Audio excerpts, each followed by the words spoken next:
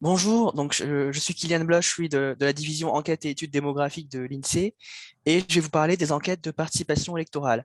Je m'excuse par avance car je suis un peu malade. Cette présentation se déroulera en 3 temps. Dans une première partie, je vous présenterai d'abord les enquêtes de participation électorale et notamment leurs objectifs, leurs apports et les publications qui en sont issues. Dans un second temps, j'évoquerai l'échantillon de l'enquête 2022 et enfin, je reviendrai sur les modalités de la collecte. On commence donc avec la présentation des enquêtes. Donc, l'objectif des enquêtes de participation électorale, c'est de collecter la participation électorale d'un même individu à plusieurs scrutins. Depuis 2012, cette enquête porte uniquement sur 2 élections différentes, la présidentielle et les législatives. On observe donc la participation sur les tours de chacun des 2 scrutins. Concrètement, on peut voir si un électeur a voté 4 fois, jamais, ou encore seulement à la présidentielle, mais pas aux législatives par exemple. Pour simplifier les études, on distingue généralement 3 profils distincts. La participation systématique, donc à tous les tours des 2 scrutins, l'abstention systématique qui est à l'inverse l'abstention à tous les tours, et enfin le vote intermittent, c'est-à-dire la participation à certains tours de l'élection, mais pas tous. L'analyse vise ensuite à relier ces comportements de vote avec les caractéristiques sociodémographiques des électeurs. On dispose de nombreuses informations, notamment sur l'âge, le sexe, le diplôme, la catégorie socio-professionnelle, ou encore sur la composition du ménage. Par ailleurs, on peut comparer les résultats des différentes éditions de l'enquête depuis l'année 2002, sachant qu'une prochaine publication permettra d'analyser l'évolution de la participation en 20 ans. Alors, l'idée de ces enquêtes, c'est la même depuis leur origine. Pour des personnes qui font partie de l'échantillon démographique permanent, EDP, recensé récemment et inscrites sur les listes électorales, on relève si elles ont participé ou non à chaque tour des scrutins étudiés en consultant les listes d'émargement en préfecture. L'EDP, donc, c'est un panel sociodémographique de grande taille qui a été mis en place par l'INSEE en 1968 et qui concerne environ 4% de la population. Il permet de cumuler les informations collectées dans différentes sources statistiques, dont notamment les recensements, les données socio-fiscales et les informations sur l'inscription électorale. Ce cumul se fait grâce à des identifiants techniques qui sont ensuite supprimés des fichiers diffusés. Il est donc possible de sélectionner des personnes inscrites sur les listes électorales pour relever leur participation. La consultation des listes d'émargement en préfecture permet de savoir si la personne a voté à chaque tour de l'élection. Ensuite, cette information sur la participation est appareillée avec les informations sociodémographiques et toutes les informations identifiantes sont supprimées avant de constituer le fichier d'analyse de l'enquête de participation. L'enquête de participation électorale existe depuis 1983. Au tout départ, c'était une enquête expérimentale, mais on peut dire que les grands principes que je viens de vous présenter sont à peu près les mêmes depuis le départ. Depuis l'enquête de 2012, les recensements utilisés sont plus récents, puisque chaque année, on a désormais une enquête annuelle de recensement, EAR, et on utilise généralement l'EAR de l'année N-2. Ces enquêtes n'ont pas toujours porté exclusivement sur la présidentielle et les législatives, comme c'est le cas actuellement. En fait, c'est le cas seulement depuis 2012. Les éditions précédentes ont aussi porté sur d'autres types d'élections, et même sur un référendum qui concernait en l'occurrence la Nouvelle-Calédonie. Au fil des années, le champ géographique de l'enquête s'est étendu. Dès 1984, on est sur la France métropolitaine, mais l'élargissement au Drôme s'est amorcé dès 2012. On peut dire que l'élargissement est finalisé en 2022, puisque désormais on intègre aussi Mayotte. On a donc les 5 Drômes. En ce qui concerne l'ordre de grandeur de l'échantillon, depuis 1995, il s'est stabilisé autour de 40 000 électeurs, plus ou moins selon les éditions. On va y revenir pour 2022. Alors, contrairement aux chiffres officiels diffusés par le ministère de l'Intérieur et contrairement aux sondages d'instituts privés sur les préférences politiques, les enquêtes de participation ne permettent pas de savoir pour qui les électeurs ont voté. Néanmoins, se pose la question de ce qu'apportent nos enquêtes par rapport à ces sources. Le premier avantage, comme on l'a déjà vu, c'est qu'on peut, grâce à l'EDP, avoir des informations sur les caractéristiques sociodémographiques des électeurs. Depuis les dernières éditions de l'enquête, on dispose en plus d'informations fraîches, puisque issues de recensements récents. Le deuxième atout, notamment par rapport aux chiffres de participation publiés par le ministère de l'Intérieur, c'est qu'on peut, grâce à l'EDP, avoir des informations sur les caractéristiques sociodémographiques des électeurs. Depuis les dernières éditions de l'enquête, on dispose en plus d'informations fraîches, puisque issues de recensements récents. Le deuxième atout, notamment par rapport aux chiffres de participation publiés par le ministère de l'Intérieur, c'est de pouvoir suivre les comportements de vote d'un même électeur sur plusieurs scrutins. On a donc un suivi en panel. Aussi, contrairement à des enquêtes par questionnaire, il n'y a pas de biais de déclaration, puisqu'on s'appuie aussi sur les listes d'émargement. On s'appuie uniquement sur les listes d'émargement, excusez-moi.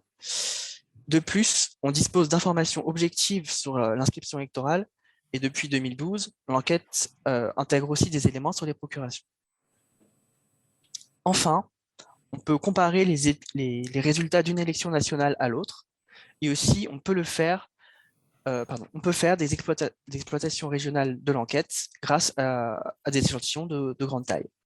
Pour illustrer cela, voici deux graphiques issus de publications de l'enquête en 2017, avec une même légende pour les profils d'électeurs qu'on distingue. Donc en bleu, c'est le vote systématique, en jaune, le vote intermittent, et en gris, l'abstention systématique. Le premier graphique, il est issu d'une publication de la direction régionale INSEE Pays de la Loire. Il montre l'évolution de ces profils au cours des années. On observe notamment entre 2012 et 2017 un déclin du vote systématique au profit du vote intermittent. La deuxième figure, elle compare les comportements de vote en fonction du niveau de diplôme possédé. Donc là, on est à l'échelle nationale, pour rappel. Et cette figure montre notamment que l'abstention systématique est d'autant plus faible que le niveau de diplôme est élevé. Par ailleurs, nous diffusons les enquêtes de participation Nous diffusons les enquêtes de participation électorale pour que la communauté scientifique y ait accès. D'abord sur le site de l'ADISP, donc les archives de données issues de la statistique publique, et plus récemment pour l'accès à un plus grand nombre de variables. Donc on a le CASD, donc le Centre d'accès sécurisé aux données. Cela permet l'utilisation des enquêtes pour des articles de recherche par des chercheurs en sciences politiques en particulier. Vous pouvez voir par exemple donc sur la diapo quelques exemples de publications qui ont utilisé l'enquête, les enquêtes des années précédentes. Je vais maintenant évoquer l'échantillon de l'enquête 2022. Le champ de l'enquête, il est constitué de personnes qui sont en capacité de voter dès le premier tour de l'élection présidentielle et en même temps de personnes susceptibles d'avoir été recensées en 2020, donc qui résidaient nécessairement en France, métropole ou Drôme, en janvier 2020. C'est un champ restreint par rapport à l'ensemble des inscrits, dont les effectifs plus complets sont publiés par l'INSEE en s'appuyant sur le répertoire électoral unique. Ces mêmes effectifs sont d'ailleurs pris en compte pour l'élection et publiés par le ministère de l'Intérieur. Par rapport à ces chiffres-là, la principale différence avec nos enquêtes, c'est que notre champ n'intègre pas les personnes qui résidaient à l'étranger lors du recensement de 2020 et qui seraient actuellement inscrites sur les listes électorales en France. Notre échantillon, il est composé de 35 000 individus sélectionnés parmi les personnes de l'EDP recensées en 2020 et il permet d'être représentatif de notre champ. Le tirage, il est en cours de finalisation. Il doit se faire le plus proche possible des élections, car depuis la mise en place du répertoire électoral unique, il est possible de s'inscrire jusque 5 semaines avant l'élection, alors qu'auparavant, il était possible de s'inscrire jusqu'au 31 décembre de l'année précédente. Pour cette enquête, on vise d'abord une représentativité nationale, donc France et 5 Drôme, et en particulier, je vais y revenir, on a le souci de représenter les situations particulières dans lesquelles les électeurs sont inscrits dans une commune différente de celle où ils ont été recensés. On vise aussi une représentativité régionale et on considère qu'un échantillon d'environ 1500 personnes permet de faire à cette échelle des analyses sur le lien entre les caractéristiques sociodémographiques et la participation. Néanmoins, comme dans les éditions précédentes, pour faciliter la réalisation de la collecte, nous avons dû exclure 15 départements et aussi limiter le nombre de petites communes enquêtées. Au sens du recensement, une petite commune comporte moins de 10 000 habitants. Voici maintenant un tableau sur la répartition de l'échantillon en fonction des régions d'inscription. Vous pouvez voir qu'en Guadeloupe et en Martinique, les deux premières lignes, tous les électeurs sont sélectionnés, ce qui permet d'approcher les 1500 personnes. On estime qu'on a une représentativité régionale. En Guyane et à Mayotte, en revanche, les électeurs correspondant à nos critères sont vraiment trop peu nombreux. Il était donc impossible d'approcher une représentativité régionale. C'est pourquoi pour ces Drômes, on s'est limité à 100 électeurs par région, ce qui contribue à la représentativité nationale. Pour information, au-delà de 1500 électeurs, le surplus par région est réparti au prorata en fonction du nombre d'inscrits sur les listes électorales en 2021.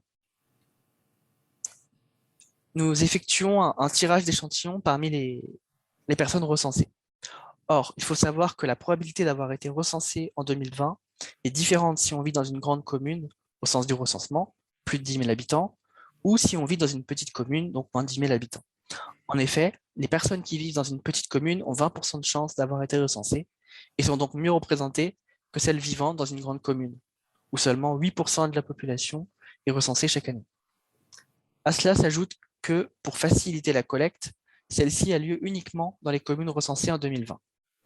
L'échantillon est donc restreint aux personnes qui résidaient dans une commune recensée et qui sont inscrites dans les listes électorales d'une commune recensée. Pour notre échantillon, cela implique que les personnes inscrites dans la commune où elles ont été recensées peuvent être dans l'échantillon. En revanche, c'est plus complexe pour les personnes qui sont inscrites dans une commune différente de celle de leur recensement, et c'est donc pour mieux représenter ces situations de déménagement ou dites de mal-inscription que nous avons repris le découpage de l'édition de l'enquête 2017, donc un découpage en 6 strates, selon la taille de la commune de recensement et selon la taille de la commune d'inscription, comme vous pouvez le voir sur le graphique. Vous pouvez donc voir les 6 strates qui croisent la commune de résidence et la commune d'inscription. Les personnes de la strate 4 ont beaucoup moins de chances d'être dans l'échantillon, car elles vivent dans une grande commune, avec moins de chances d'être recensées, et il faut que leur petite commune d'inscription ait été recensée, ce qui a une chance sur 5 de se produire. C'est pour tenir compte de ces différences que le tirage est ajusté strate par strate. Pour terminer, je vais vous présenter les modalités de la collecte pour la dernière édition de l'enquête. Il te reste 5 minutes. Ce sera bon. Voici d'abord le calendrier de la collecte, qui est assez resserré par rapport aux enquêtes par questionnaire auprès de personnes. On peut remarquer en particulier que pour chacune des élections, la période de collecte est assez resserrée également, et s'étend jusqu'à 10 jours après le second tour de chaque élection. Ainsi, par exemple, la collecte pour l'édition présidentielle s'arrête le 4 mai. Cela correspond à la période pendant laquelle les listes d'émargement sont disponibles en préfecture. En effet, en vertu du code électoral, n'importe quel électeur peut consulter les listes durant cette période. Les publications régionales et nationales sont prévues en novembre. À l'échelle nationale, on prévoit de faire comme en 2017 deux INSEE premières, donc 2-4 pages. Il y en aura un sur l'élection de 2022 uniquement, et l'autre sur l'évolution de la participation sur 20 ans, entre 2002 et 2022. La collecte, elle est réalisée par des agents de l'INSEE qui travaillent dans des établissements régionaux, à condition donc qu'ils soient eux-mêmes électeurs. Dans chaque établissement INSEE, on a aussi des correspondants pour l'enquête avec lesquels on échange sur le réseau de l'intranet de l'INSEE. Cela permet d'échanger donc avec les correspondants et aussi de transmettre des documents, y compris de manière sécurisée en ce qui concerne les bordereaux de collecte. On va y venir tout de suite. Voici donc un exemple de bordereau de collecte qui est bien sûr anonymisé. Ce qu'on appelle des bordereaux de collecte, ce sont des fichiers calques à remplir pour reporter les participations qui sont indiqués sur les listes de margement par des signatures. Étant donné qu'il n'y a pas de questionnaire, la collecte est donc en principe assez simple, puisque pour chaque élection, il y a juste 2 informations qu'il faut collecter sur la participation au premier et au deuxième tour. Et tout l'intérêt des enquêtes de participation, c'est que ces informations simples, elles peuvent être croisées avec des caractéristiques sociodémographiques. Voilà, je vous remercie pour votre attention. Et donc, avec Elisabeth Algava, on se tiendra disponible tout à l'heure pour répondre à vos questions. Merci beaucoup.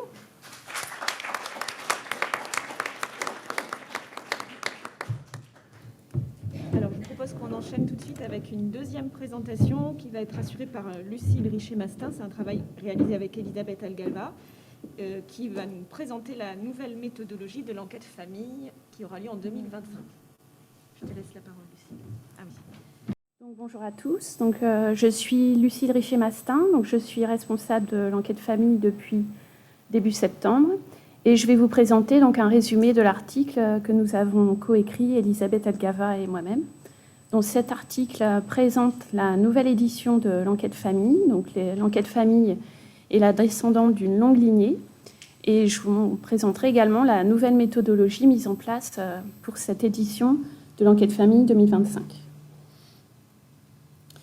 Donc, le plan de la présentation est le suivant. Donc, je vais commencer par vous présenter l'enquête, donc tout ce qui concerne son historique, ses objectifs, son questionnaire, son échantillon. Ensuite, je décrirai le protocole de collecte qui est pour cette édition innovant puisqu'on introduit la collecte multimode. Ensuite, il y aura un point donc, sur la richesse des données contenues dans l'enquête. Et puis, pour terminer, nous aborderons donc, les principaux défis et les principaux risques de cette prochaine édition de l'enquête. Donc, l'enquête famille, c'est une enquête qui est associée à chaque recensement de la population depuis 1954. Donc, elle bénéficie du dispositif mis en place pour le recensement, donc notamment la communication auprès des enquêtés et l'obligation légale de réponse. Donc, jusqu'en 1990, elle était spécialisée pour avoir des informations sur la fécondité et était adressée uniquement aux femmes. Elle a été élargie donc, pour l'édition 1999 aux hommes et a constitué en une étude de l'histoire familiale. Et la dernière édition de l'enquête donc, date de 2011. Donc, c'était l'enquête famille et logement, puisqu'il y avait une partie spécifique du questionnaire qui portait sur la multirésidence. Et donc, c'était la première enquête adossée donc, à une enquête annuelle de recensement et non plus un recensement exhaustif. Et donc, la prochaine édition sera menée donc, en 2025. Donc, les objectifs de l'enquête, cette enquête permet de recueillir donc, des informations détaillées sur l'histoire familiale et conjugale. Elle permet également donc, d'étudier la fécondité, donc, qui était sa thématique première, donc l'étude de la descendance finale, du calendrier des naissances selon les générations. Il y a également des questions sur les unions, notamment la datation des unions, des séparations, donc ce qui permet d'avoir des éléments sur la trajectoire conjugale des personnes, donc selon différentes caractéristiques sociodémographiques. Elle permet également d'avoir une description donc, de la vie familiale, avec notamment une sorte de zoom sur le parcours de vie des enfants de parents séparés. Et puis, du fait de la taille importante de son échantillon, donc j'y reviendrai juste après, mais elle permet d'analyser des populations rares, telles que les couples de même sexe, les familles homoparentales, les pères isolés ou les situations d'enfants en orphelinage ou les familles adoptives, par exemple. Donc, l'enquête famille 2025 appartient au projet LifeOps. Donc, LifeOps, c'est l'infrastructure de recherche qui vise à développer un programme d'enquête longitudinale et innovante sur les comportements familiaux. Donc, c'est un projet qui est porté par l'INED, qui regroupe 8 enquêtes, et dont fait partie l'enquête famille. Elle mobilise aussi une large palette d'acteurs avec de nombreuses exploitations de ces résultats, qui sont menées donc, par l'INSEE au niveau national, mais également au niveau régional, par l'INED, par différents services statistiques ministériaux, tels que l'adresse, le SSM de la culture, le SSM de l'intérieur ou la DGAFP, par exemple, ainsi que la Caisse nationale d'allocation familiale. Donc, on a recensé pour l'enquête famille et logement de 2011 environ 70 publications, donc, qui portent par exemple au niveau national sur les couples et familles, la famille à distance, donc du fait de sa thématique sur la multirésidence, les familles monoparentales ou les couples de même sexe.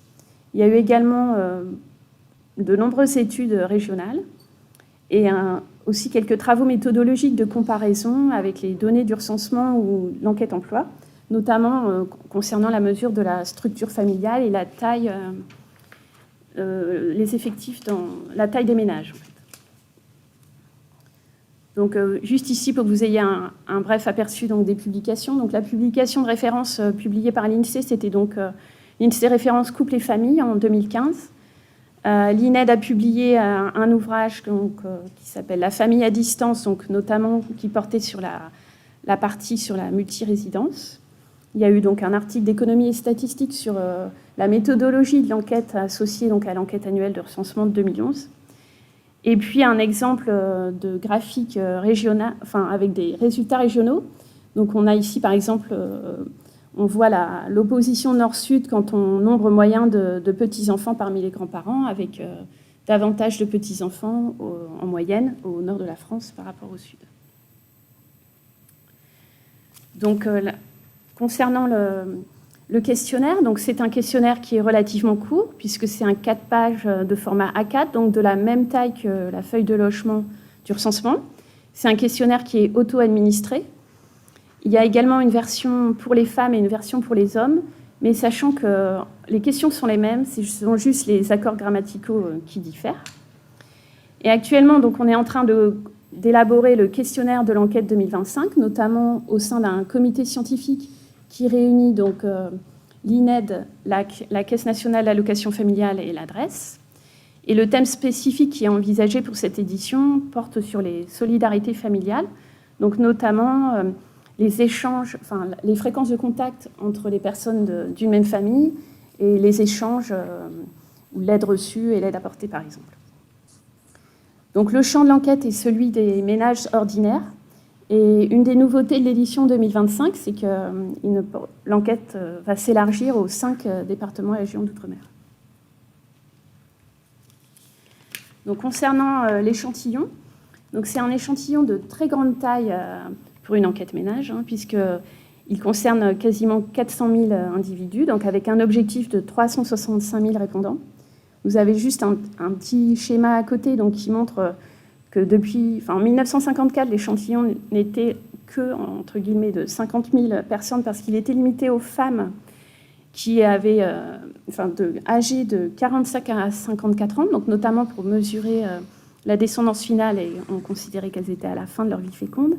Et à partir de 1962, donc, l'enquête a été élargie à toutes les femmes âgées de 18 à 70 ans. Et ensuite, donc, on voit aussi l'élargissement en 99 avec l'ouverture du questionnaire aux hommes. Donc ça permet d'avoir un échantillon représentatif au niveau régional. Donc l'échantillon est tiré dans les enquêtes annuelles de recensement, donc en 2 temps, avec tout d'abord un tirage de communes et ensuite au sein des communes. Donc si c'est une petite commune, on envisage de tirer des grappes de district. Et si ce sont des grandes communes, des grappes, ce sera des tirages d'iris, avec l'idée de faire coïncider le plus possible les zones de tirage des zones des agents recenseurs, puisqu'on va voir juste après le protocole de collecte qui est adossé à celui du recensement. Donc l'échantillon, de par son historique, est composé de 2 tiers de femmes et d'1 tiers d'hommes. Et le protocole, c'est qu'il y a donc des zones femmes et des zones hommes. Donc dans les zones femmes, par exemple, toutes les femmes âgées de 18 ans ou plus des logements sont interrogées et respectivement, c'est la même chose pour les hommes. Donc l'enquête bénéficie de l'effet d'entraînement du recensement puisqu'elle a un taux de réponse relativement élevé, sachant qu'en plus en 2011, elle n'avait pas le caractère obligatoire de réponse. Et donc son taux de réponse était de 84%. Donc le protocole de collecte pour la prochaine édition de l'enquête famille, donc l'innovation principale, c'était que c'est une collecte multimode, donc qui est désormais indispensable pour accompagner celle du recensement, puisque depuis 2015, il est possible de répondre au recensement par Internet, et en plus c'est un mode de réponse dont l'ampleur est croissante. Donc là, pour les répondants à l'enquête annuelle de recensement sous format papier, donc on leur donnera le questionnaire de l'enquête famille sous format papier. Donc là, on s'insère complètement dans le protocole de collecte du recensement, comme pour les éditions précédentes de l'enquête, parce que 2011, c'était bien une enquête uniquement sous format papier. Et pour les répondants Internet à l'enquête annuelle de recensement, donc là, ils devront répondre à l'enquête famille par Internet. Et là, on s'insère dans le protocole de collecte Internet des enquêtes ménages de l'INSEE, donc, qui s'appelle Metallica. Donc, concernant la collecte papier, donc on s'adosse sur la filière du recensement. Donc on a les mêmes acteurs que ceux du recensement, les formations sont les mêmes. Le questionnaire donc, est déposé en même temps que les documents du recensement, la saisie, le maquettage, l'impression, tout sera adossé au recensement. Et la collecte par Internet, donc le principe, c'est que pour les logements donc, qui appartiennent à des zones de l'échantillon de l'enquête famille, une fois que les ménages ont validé leur réponse Internet au recensement, elles reçoivent un mail en fait, d'accusé de réception de la part du recensement. Et là, on va profiter en quelque sorte de cette adresse mail pour pouvoir envoyer ensuite un mail avis aux personnes avec leur identifiant et le lien de connexion pour pouvoir répondre à l'enquête famille. Donc on utilise l'adresse mail du recensement dans un cadre juridique qui est prévu puisque c'est utilisé à des fins statistiques uniquement. Donc on part sur l'hypothèse pour 2025 d'avoir environ 30% de répondants papier, 70% sur Internet, sachant que donc en 2022, la part de répondants Internet au recensement est de 65%. Comme c'est encore... Donc ce sont deux collectes entièrement distinctes, en quelque sorte, et avec un protocole de réponse mixte, puisque les enquêtés choisissent leur mode de réponse, mais ce sera le même que celui du recensement, qu'ils choisissent au moment du recensement.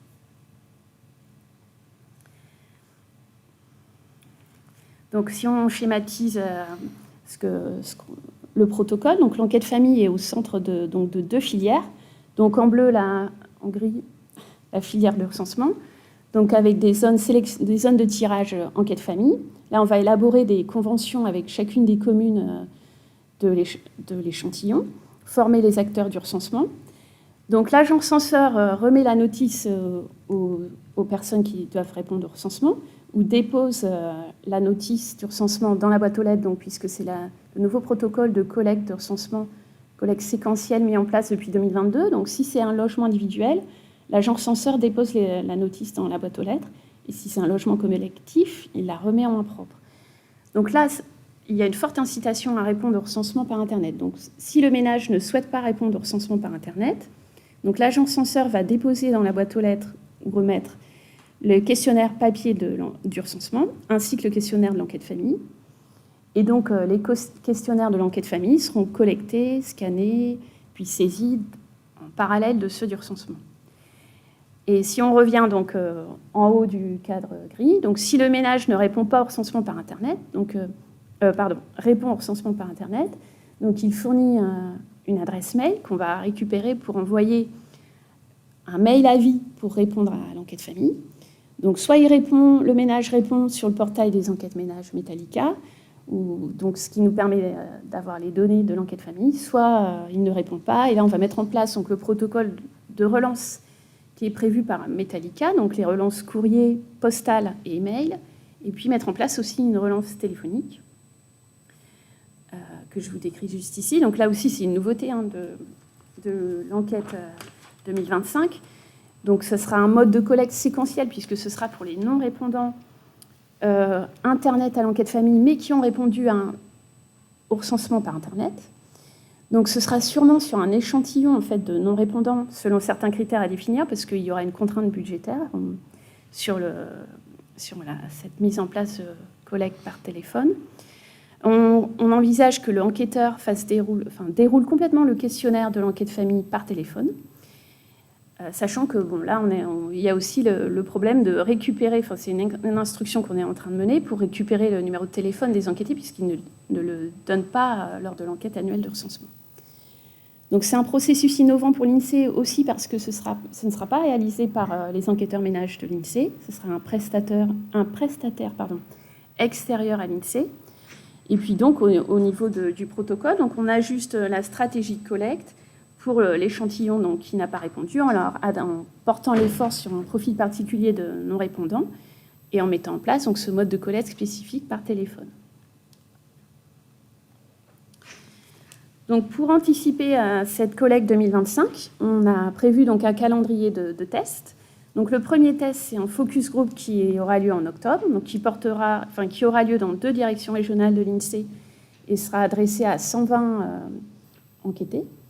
Donc là, l'idée, c'est de tester le questionnaire papier, la formulation des questions et la bonne compréhension des questions, puisque c'est un questionnaire auto-administré. Le prochain test, le test de début 2023 sera adossé à l'enquête annuelle de recensement. Il aura lieu donc, dans 3 directions régionales, donc, y compris, si possible, la direction régionale de La Réunion. Donc, il portera dans 8 communes, et on a un objectif d'environ 10 000 questionnaires. Donc là, il permettra de tester pour la première fois le questionnaire par Internet et de tester aussi la bonne intégration en fait, de l'échantillon de répondants Internet au recensement dans le protocole de collecte de l'enquête famille par Metallica.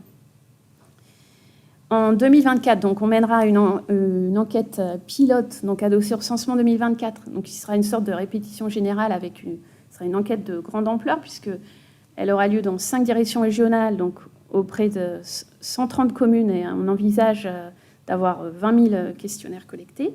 Donc là, ça nous permettra de tester et de valider la méthode de tirage de l'échantillon et également de tester la relance téléphonique, puisqu'on fera un test en 2024 pour la première fois, et aussi de tester certains traitements post-collecte, comme par exemple la codification des professions, des choses comme ça.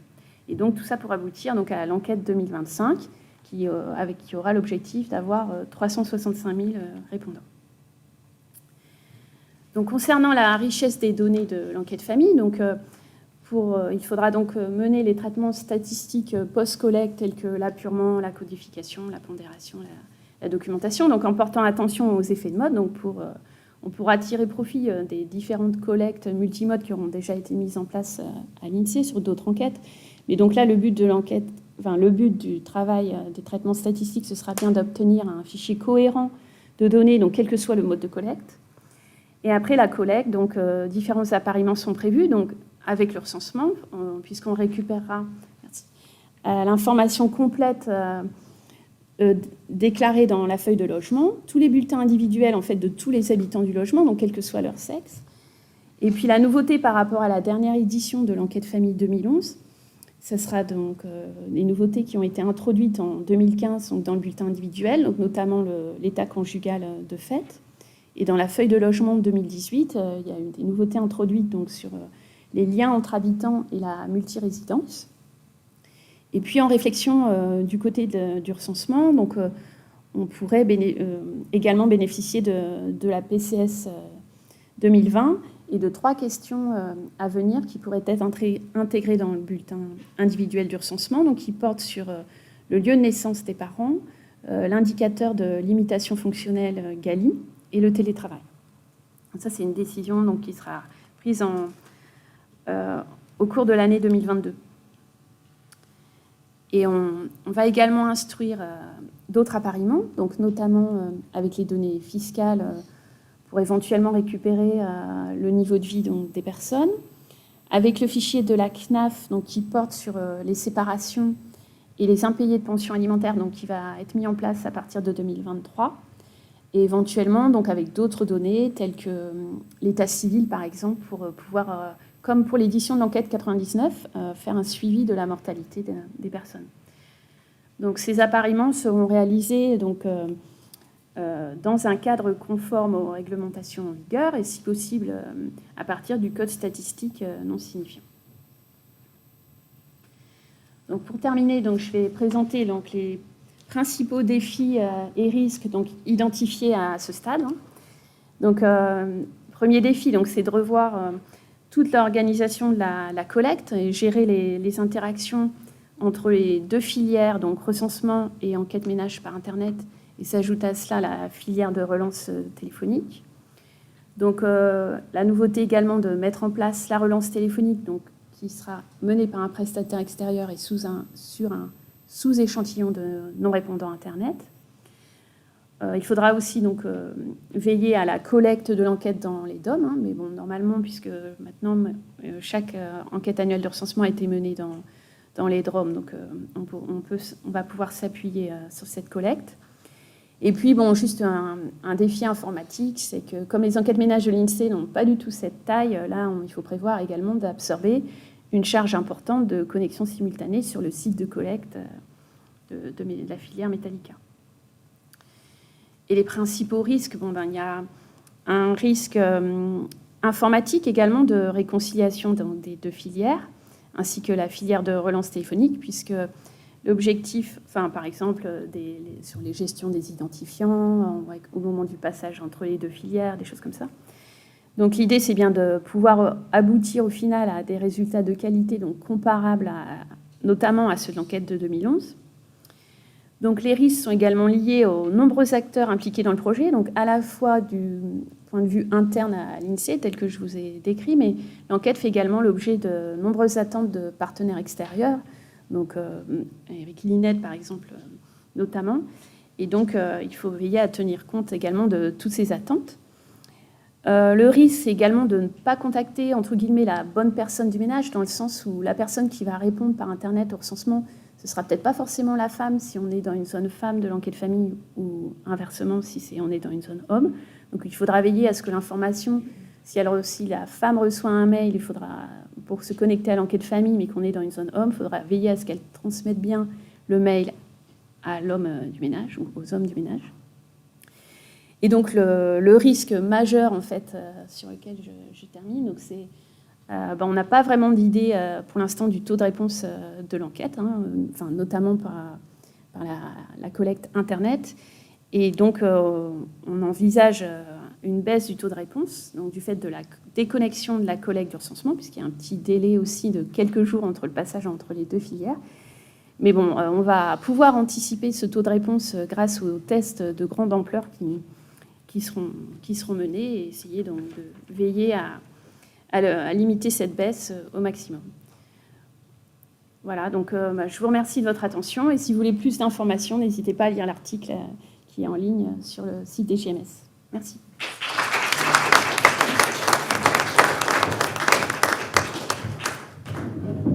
Merci beaucoup.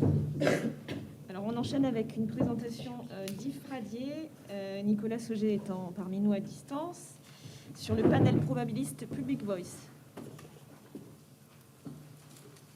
On installe la présentation.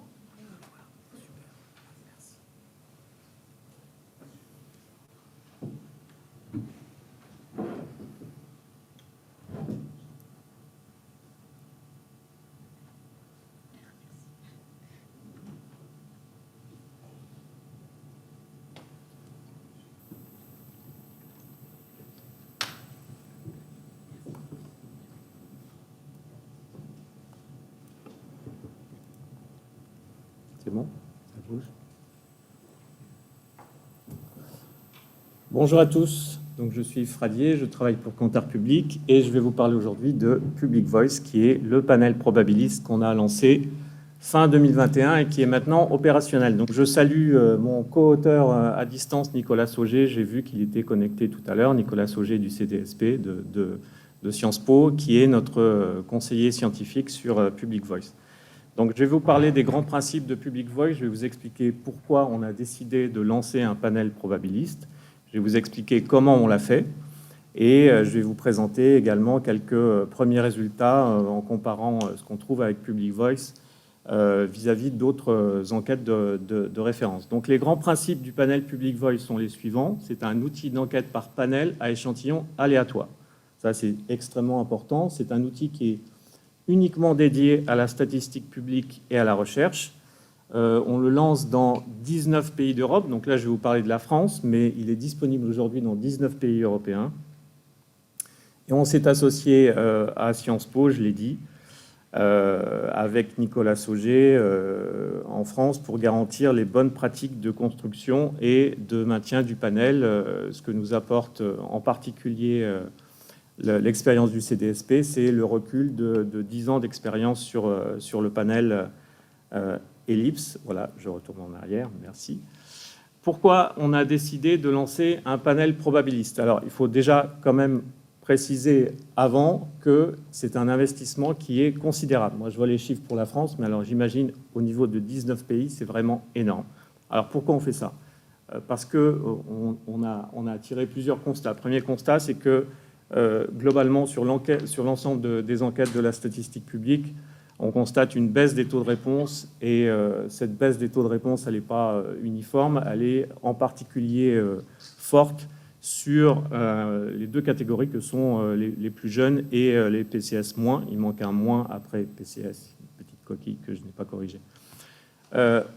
Du coup, comme on a des taux de réponse qui sont en baisse, on a des coûts de production qui sont en hausse, parce que pour obtenir la même chose, pour obtenir le même volume de données, il faut qu'on mette en place de plus en plus de dispositifs. Ces dispositifs ont un coût. Donc, ça coûte plus cher pour produire les mêmes données. En parallèle, il y a toujours quand même un appétit, j'allais dire féroce, en tout cas important de production de données dans le monde de la statistique publique. Mais dans le même temps, il y a également une baisse des budgets qui sont disponibles pour produire ces enquêtes. Donc, À un moment donné, ça coûte plus cher de les produire et il y a moins d'argent pour le faire. Ça commence à coincer sérieusement. Depuis 2 ans, il y a une pandémie. Voilà. Donc ça n'a absolument pas arrangé les choses, en particulier sur le mode de collecte qui est encore privilégié par la plupart des commanditaires d'études, qui est le face-à-face. Dans certains pays, pas en France, mais dans certains pays, le face-à-face a été complètement stoppé pendant plusieurs mois. Bon, il y a eu des reprises, etc., des arrêts. Mais en tout cas, on a vu apparaître dans les causes de refus de participer à une enquête face-à-face un nouvel item qui est refus par crainte de la contagion. Donc, on ne sait pas à l'heure actuelle comment tout ça va évoluer. En tout cas, ça ne va pas dans le bon sens. Et ça aussi, ça fait partie des éléments qui nous ont conduits à lancer ce panel. Alors, comment on a fait? On a d'abord lancé un pilote en utilisant 2 modes de collecte. On a produit ce pilote avec les 2 modes de collecte de façon simultanée. C'était l'été dernier, en 2021, juillet 2021. On a fait un pilote en face-à-face avec un tirage au sort de 25 communes. À l'intérieur de ces communes, il y a eu des points GPS qui ont été sélectionnés, 1 ou 2 points de chute par commune, et on a donc 31 points de chute au total pour 25 communes, un petit peu plus de 1 par commune. Et ensuite, on a demandé aux enquêteurs d'appliquer une méthode de random route. Donc, le résultat de la partie face-à-face du pilote, c'est 1062 adresses exploitées pour 130 recrutements réalisés en 20 jours de terrain. Simultanément, en même temps, on a fait un pilote CATI en s'appuyant sur une génération aléatoire de numéros de téléphone fixes de 0 à 5 et mobile 06 et 07, avec une répartition 80% de mobile et 20% de fixe. On a exploité 5437 numéros et on a effectué 227 recrutements en 5 jours. Alors, on avait un questionnaire qu'on a utilisé, qu'on a décliné en 2 rotations. Donc là, ici, tout au bout à gauche, on voit que voilà, ça c'est la phase de contact, soit random route, soit génération aléatoire de numéros de téléphone. Et tout au bout à droite, c'est ce qu'on a appelé la collecte du profiling. C'est un questionnaire Kawi, alors pas pour tout le monde, mais je vais y revenir. C'est un questionnaire Kawi avec un certain nombre de questions pour profiler, pour essayer de mieux connaître les répondants. La rotation A commence par le recrutement pour que la personne rentre dans le panel. C'est-à-dire qu'au niveau de la phase de contact, l'enquêteur va présenter la démarche comme étant une tentative, une proposition pour le répondant d'entrer dans le panel Public Voice. Et ensuite, il y a une collecte de caractéristiques sociodémographiques. La rotation B, c'est l'inverse. On présente au répondant la démarche d'une enquête. On lui demande de répondre à une enquête. On lui pose les questions sociodémographiques et ensuite, on lui propose de rentrer dans le panel Public Voice. Alors ça, c'est intéressant et je vais y venir plus tard parce que, du coup, on a aussi des caractéristiques des refusants. C'est-à-dire on sait qui accepte et qui refuse puisqu'on a collecté leurs caractéristiques sociodémo. Alors, qu'est-ce que ça donne en termes de structure ? Ici, tout en haut, en bleu foncé, c'est la structure de la population française. En dessous, en vert, c'est le CAPI. Et en dessous, en bleu clair, c'est le CATI. Donc, ce qu'on voit, c'est que les jeunes et les PCS+, sont plus facilement recrutés en CATI. En ce qui concerne le niveau de diplôme, et ça, ce n'est pas vraiment une surprise non plus, on a des difficultés, vous le voyez, sur les PCS-, et à l'inverse, on a une surreprésentation des plus diplômés en utilisant le CATI. Pour autant, en conclusion, on décide d'utiliser le CATI pour la phase en grandeur réelle. Alors, pourquoi ? En particulier pour des raisons financières. Le CATI, ça coûte 2 fois moins cher, c'est 4 fois plus rapide à produire, mais pas uniquement. C'est-à-dire qu'on a vu qu'on avait obtenu une structure de l'échantillon qui est perfectible, on va dire. Donc là, on a modifié le mix entre les fixes et les mobiles. On a augmenté un petit peu la part de fixes pour récupérer les profils sur lesquels on était en déficit lors du pilote. On a également décidé d'adopter la rotation B, qui est une approche plus soft et qu'on a considérée comme étant plus efficace. et puis surtout, donc, comme je l'ai dit tout à l'heure, qui offre la possibilité de comparer les refusants aux acceptants sur un certain nombre de variables. Alors, la phase de recrutement principale a été effectuée entre septembre et décembre 2021, donc en CATI, je l'ai dit. On a procédé par génération aléatoire de numéros de téléphone fixes et mobiles. Là, on a augmenté un petit peu dans le mix la part des fixes, 30% de fixes. Pour le pilote, c'était 20%. Et on a découpé cet échantillon en 6 lots qu'on a mis successivement sur le terrain au fur et à mesure de l'exploitation des numéros. Protocole d'appel prévoyait 5 appels minimum par numéro, donc c'est 5 appels quand il n'y a aucun contact. Dès qu'il y a un premier contact, après on continue à appeler. Quand il y a des rendez-vous, etc., on les assure. Ces appels devaient être répartis sur plusieurs jours à différents moments et 50% des appels devaient se faire après 17h en semaine ou le week-end, le samedi en fait. Et puis Public Voice donc, recrute des individus, non pas des ménages. Donc, pour sélectionner l'individu au sein du ménage, on a utilisé la méthode RISO. Au final, donc, on a interrogé 12 565 personnes et 5 097 personnes, parmi les 12 565, ont accepté d'être recrutées, de rentrer dans le panel Public Voice. Ce sont des personnes... C'était notre cible, âgée de 16 ans et plus et vivant en France métropolitaine. Donc là, ici, ce que vous voyez, c'est le nombre d'interviews. Donc le total, c'est bien 12 565, le nombre d'interviews réalisées par rang d'appel. Et ce qu'on voit, ce qui est assez classique dans les enquêtes par téléphone, c'est que 90% des interviews sont réalisées sur les 5 premiers appels. Ce qu'on voit aussi, c'est qu'il y a un certain nombre d'interviews qui sont réalisées bien au-delà, jusqu'à 21 appels.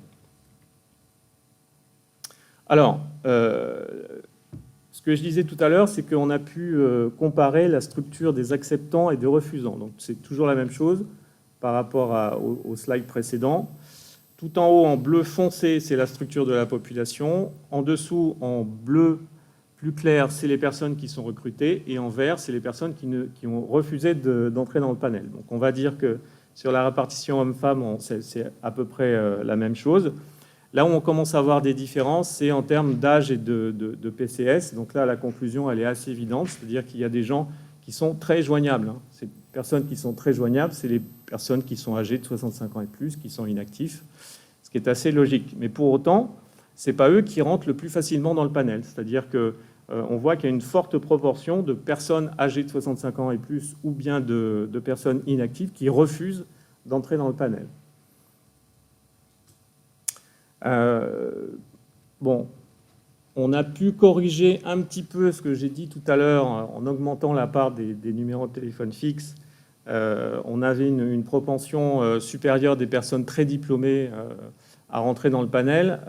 Ça a été partiellement corrigé, pas complètement tout à fait. Mais là aussi, on observe un phénomène qui est que ces personnes-là sont plus facilement... on arrive plus facilement à les convaincre d'entrer dans le panel par rapport aux autres. Alors, ce qui est important à comprendre concernant Public Voice, c'est que ça n'est pas un panel online. C'est un panel qui est majoritairement Kawi, mais on va également inclure des personnes qui ne sont pas connectées à Internet ou bien qui sont connectées à Internet, mais qui ne sont pas à l'aise avec l'usage d'Internet, ce que Stéphane appelait hier les électronistes.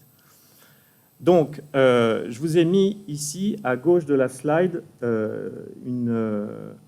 un extrait du rapport du CREDOC, l'enquête qui s'appelle le baromètre du numérique, pour voir qui sont les personnes qui sont aujourd'hui connectées à Internet et qui ne le sont pas. Donc, sur l'ensemble de la population, on a 92% des gens aujourd'hui en France qui sont connectés à Internet. Et les personnes qui sont les moins connectées, vous les voyez en dessous, là, sur les lignes qui sont en dessous le 92, les personnes qui vivent seules sont connectées à 80%, les retraités sont connectés à 78%, les personnes de 70 ans et plus à 71% et les non-diplômés à 66%.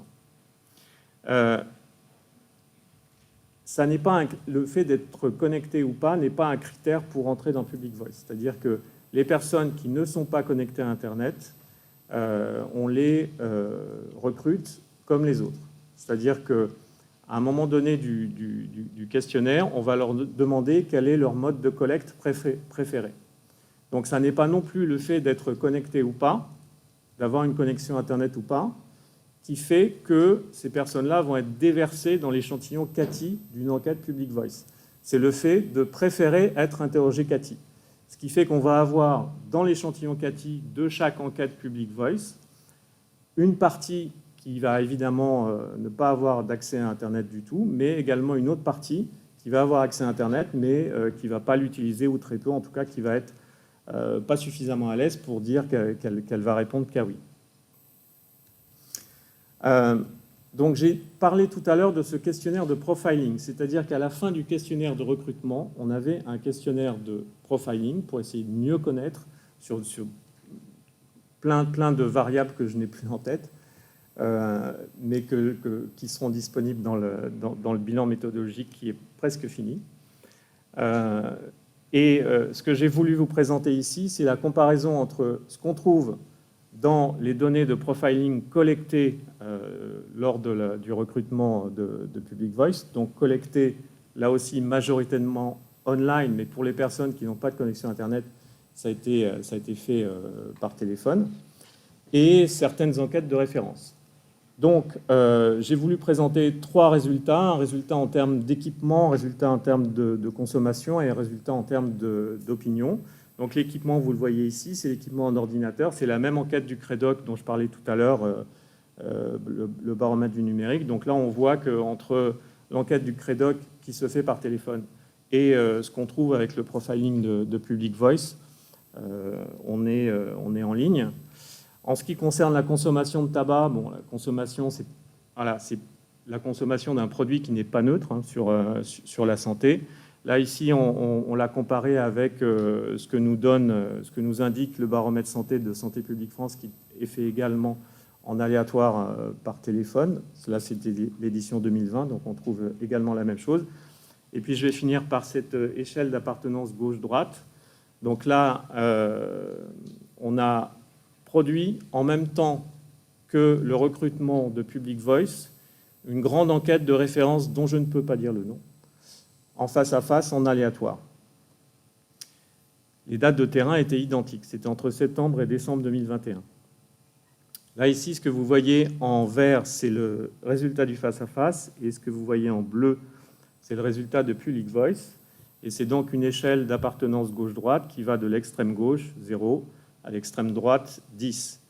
Donc plusieurs choses par rapport à ça. La première chose, c'est que quand on cumule les 0 à 4 d'un côté, les 6 à 10 de l'autre, on obtient à peu près la même chose. Bon, on constate quand même ce que certains appellent le tropisme de droite concernant les enquêtes web. Moi, je ne suis pas vraiment spécialiste de ces choses-là, mais en tout cas, on voit effectivement qu'il y a un 35% ici à droite quand on regarde les données Public Voice, qui, je le rappelle, sont majoritairement online. Et ce qu'on voit aussi, c'est ce qu'on pourrait appeler une illustration du biais de désirabilité sociale, puisqu'on voit que le positionnement sur les extrêmes, le 0 et le 10, on a 7% et 7% avec Public Voice, donc quand on est à 90% face à son écran, et on a 4% et 3% quand on est face à un enquêteur. Et la différence, elle se retrouve au centre, ici sur la valeur de 5, 28% pour le face-à-face et 19% pour Public Voice. Et c'est tout ce que j'avais à vous raconter aujourd'hui. Merci beaucoup.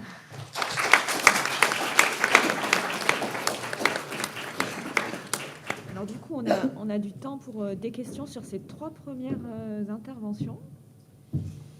N'hésitez pas, on commence par la salle, peut-être. Est-ce qu'il y a des questions pour un des 3 intervenants qu'on vient d'écouter? Ouais. Pascal. Oui, merci bien. J'ai des questions pour Yves.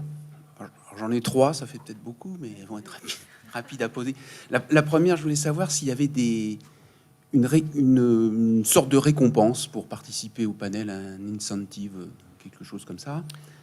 La deuxième, c'était dans ce que vous avez dit, le protocole, protocole B, je crois. Ouais. On commence par donc poser des questions sociodémographiques, puis après on demande la participation. Je me demandais concrètement comment on pouvait faire pour poser des questions sur le profil de l'individu et après lui demander pourquoi on l'appelle, pourquoi on l'enquête, comment ça peut se... Enfin, c'est difficile de ne pas expliquer un peu pourquoi on appelle, dans ma tête en tout cas. Et puis la troisième question, j'ai pas bien compris si à la fin il y avait un redressement, est-ce qu'il y a une repondération ou pas? Est-ce que vous utilisez des poids suite à un calage, quelque chose comme ça? Alors, la question de l'incentive, oui, il y a une incentive. En fait, la promesse qu'on fait aux panélistes de Public Voice, elle est multiple. Hein. La première promesse, c'est que déjà, on va les solliciter. Alors, c'est un panel, il y a beaucoup de panels sur le marché. On va les solliciter uniquement sur des questions d'intérêt public. Voilà, c'est pour ça que je disais tout à l'heure, c'est un panel qui est uniquement dédié à la statistique publique. Deuxième promesse, c'est qu'on ne va pas les sursolliciter. C'est-à-dire qu'on s'engage auprès d'eux à les solliciter une fois par mois, et pas plus.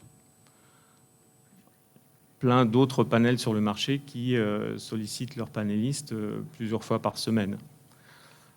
Et la troisième promesse, c'est qu'ils vont avoir un dédommagement à la hauteur de leur investissement, entre guillemets, c'est-à-dire qu'en fonction de la durée du questionnaire, le dédommagement qu'ils vont recevoir va être de 5 ou 10 euros par questionnaire. Donc ça fonctionne, ce sont des chèques cadeaux, hein, et à la fin de l'interview, il y a automatiquement un chèque cadeau numérique qui est mis à disposition du panéliste ou un chèque cadeau papier s'il fait partie de la partie de l'échantillon CATI.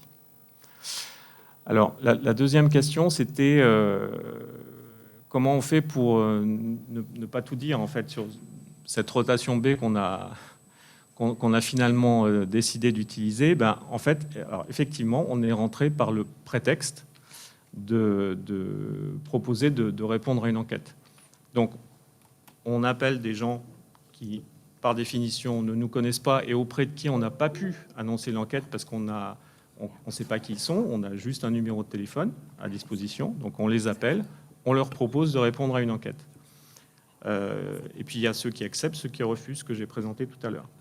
Et ceux qui acceptent, on commence par recueillir sexe, âge, CSP, etc. Donc en gros, au bout de 5 minutes de questionnaire, là, on leur dit, ben, monsieur, madame, on vous propose de participer à un panel probabiliste. Alors, j'ai pas exactement le discours de l'enquêteur, mais à ce moment-là, il y a cette question du consentement à rentrer dans le panel. Et là, ben, effectivement, c'est oui ou c'est non. Et quand c'est oui, ben, on continue avec le répondant, on recueille une adresse mail pour ceux qui veulent bien répondre qu'à oui. Et on continue en CATI sur le questionnaire de profiling pour ceux qui ne veulent pas. Et après, ben, quand on va produire, la première n'est pas encore produite, hein, on a produit des enquêtes pour nous en interne, il y a effectivement une phase de redressement. Oui. Oui, tout à fait.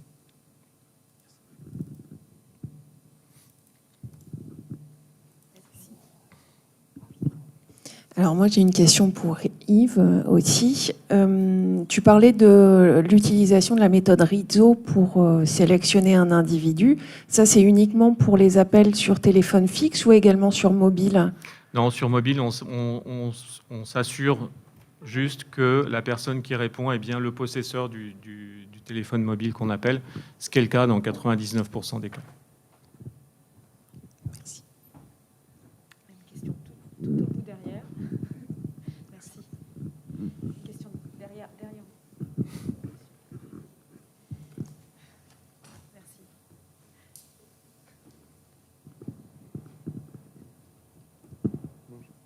Bonjour. Moi, j'avais plutôt une question pour Lucile. En fait, je me demandais quelles étaient vraiment les différences entre les questionnaires femmes et les questionnaires hommes, et également ce qui avait conduit à la décision d'avoir, d'une part, des ménages, voire des zones dans lesquelles on a des questionnaires femmes et des zones dans lesquelles on a des questionnaires hommes, plutôt que d'avoir, par exemple, des questionnaires femmes et hommes dans le même ménage qu'on pourrait apparier.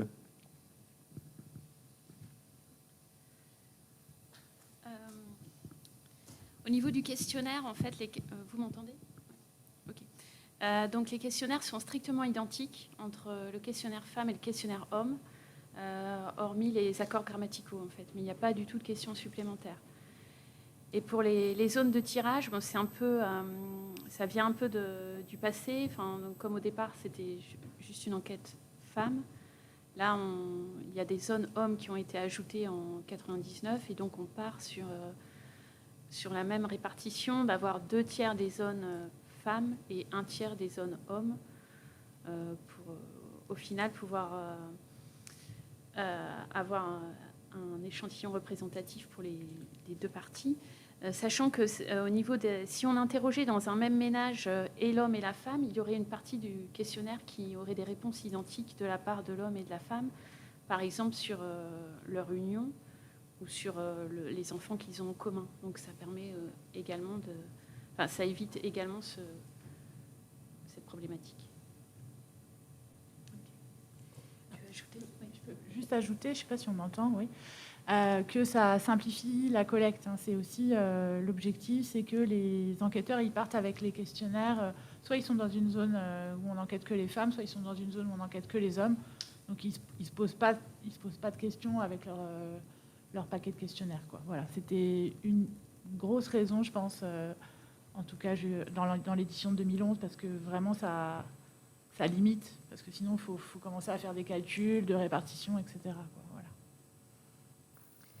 Je me permets de glisser une question que nous a envoyée Emmanuel Duvez, qui participait à distance, qui nous demande, donc qui dit que le protocole Internet implique que soient bien distincts les 2 questionnaires aux yeux de l'enquêté par rapport à la version papier, le recensement et l'enquête famille.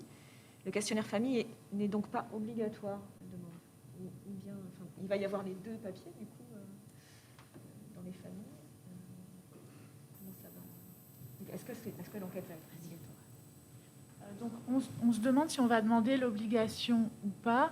Ce qu'il faut voir, c'est qu'effectivement, tant que l'enquête, et ce sera encore le cas sur papier, tant que l'enquête est dans la continuité du recensement, l'agent recenseur, il dépose les documents en même temps. Il y a un effet, il n'y a pas besoin de demander l'obligation. En fait, on a déjà un très fort entraînement, un très fort effet d'entraînement du recensement. Alors, c'est vrai que sur Internet, on se demande si on ne va pas être obligé de demander l'obligation, parce qu'effectivement, on a une séparation plus nette, même si on va essayer de serrer les 2 pour que les personnes aient quand même l'impression qu'elles sont dans la continuité avec leur réponse au recensement, serré temporellement, je veux dire. Voilà, oui, c'est une question qu'on se pose.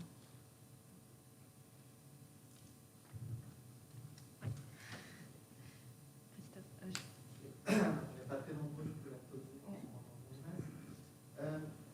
j'ai une question sur le panel probabiliste. En fait, quel est le taux de participation que vous obtenez aujourd'hui sur cette enquête? Alors, je disais tout à l'heure, le bilan méthodo, il est presque fini. Il est presque fini, il est en cours de relecture. En fait, il y a 2 bilans. Il y a le bilan français et le bilan international sur l'ensemble des 19 pays. Il est en cours de relecture. Il sera publié fin avril. Donc fin avril, on va diffuser l'ensemble de ces informations. Je n'ai pas le taux de réponse précis en tête. Mais fin avril, ce sera disponible pour tout le monde.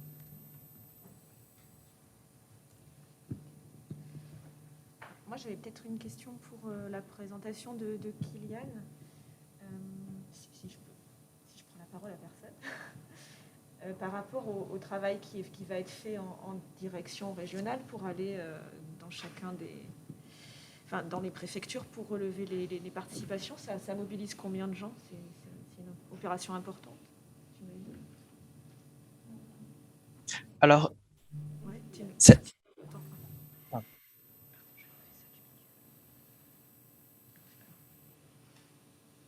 tu peux parler, on t'entend.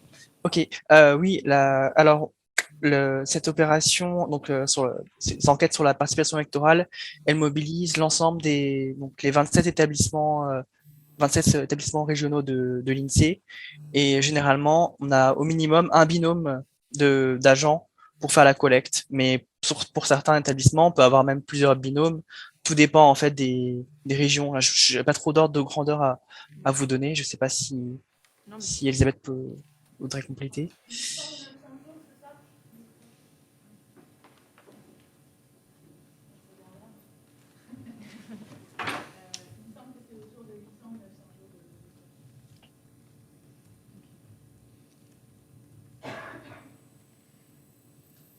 Est-ce qu'il y a d'autres... Ouais. Pareil, j'ai une question pour Yves. Vous avez dit au début que vous avez 2560 à peu près personnes à interroger et vous avez obtenu 5000 panélistes à peu près. Et si j'ai bien compris, pour les scénarios B, donc, vous avez, pour lesquels vous posez la question des non-répondants, c'était après qu'ils avaient accepté de répondre à cette question initiale. Donc, finalement, il y a une proportion qui est un peu pour lesquelles on ne connaît pas qui étaient finalement les résultats, les refusants. Donc, est-ce que vous pouvez un peu nous dire quelle est la taille de cette proportion-là? Et une deuxième question tout de suite. Oui. C'était une question finalement. Est-ce que vous avez prévu comment vous allez faire face avec une certaine professionnalisation des enquêtes des panélistes? Parce que même si c'est une fois par mois, ça reste quand même une sollicitation. Est-ce qu'il y aura un roulement, un renouvellement, etc. Alors, la réponse à la première question, en fait, la question, elle rejoint un petit peu celle de Christophe tout à l'heure. Donc, la réponse va être à peu près la même. Tout ça va être disponible fin avril. L'autre question, la professionnalisation des panélistes. Effectivement, le biais de professionnalisation, c'est quelque chose qui est connu et qui est combattu par l'ensemble des personnes qui gèrent les panels. Mais après, c'est un compromis, c'est-à-dire qu'effectivement, il nous a semblé qu'une fois par mois, ce n'était pas excessif. Mais après, enfin, un panéliste qui répondrait une fois par an, il y a aussi à un moment donné une équation financière, c'est-à-dire que c'est aussi l'une des raisons qui font qu'on a privilégié le recrutement en CATI plutôt qu'en face à face, parce qu'à un moment donné, ce panel, il faut le vendre, il faut qu'il corresponde à un marché, et il faut qu'il soit accessible. Donc pour que ce soit accessible financièrement, il faut que chaque panéliste réponde à un certain nombre d'enquêtes dans l'année. Donc on a fixé à 12 par an maximum. Et que le coût à la fois de constitution du panel, donc cette phase de recrutement, et derrière de maintien du panel, reste supportable. C'est-à-dire, j'en ai pas parlé, mais bien sûr qu'il va y avoir des phases à la fois de rafraîchissement du panel, donc il va falloir qu'on recrute des nouveaux panélistes. Il va y avoir le vieillissement naturel du panel, c'est-à-dire qu'un panel qui commence à 16 ans, au bout d'un an, il y a plus de 16 ans parce qu'ils ont 17 ans. Donc il faut aller rechercher des jeunes de 16 ans. Donc il y a évidemment une attrition naturelle qu'il va falloir combler. Et puis le dernier point, c'est la mise à jour des données, c'est-à-dire que effectivement, il y a des caractéristiques sociodémographiques. Au bout d'un an, c'est plus exactement tout à fait les mêmes pour tout le monde. Donc, il faut mettre à jour les données par des questionnaires qui sont spécifiquement dédiés à ça. Je vous propose qu'on continue parce que l'heure tourne. Si vous avez d'autres questions, vous pourrez les poser à la pause tout à l'heure aux intervenants, et toutes les questions posées dans la discussion Internet seront conservées et transmises aux intervenants. Alors, on va continuer avec une présentation que va assurer Aurélie Santos pour l'équipe de l'INED qui a travaillé sur une méthode de Network Sampling with Memory pour une enquête auprès des immigrés chinois en Île-de-France.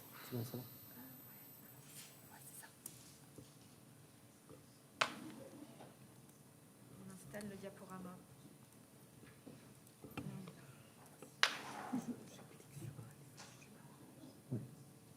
On peut commencer.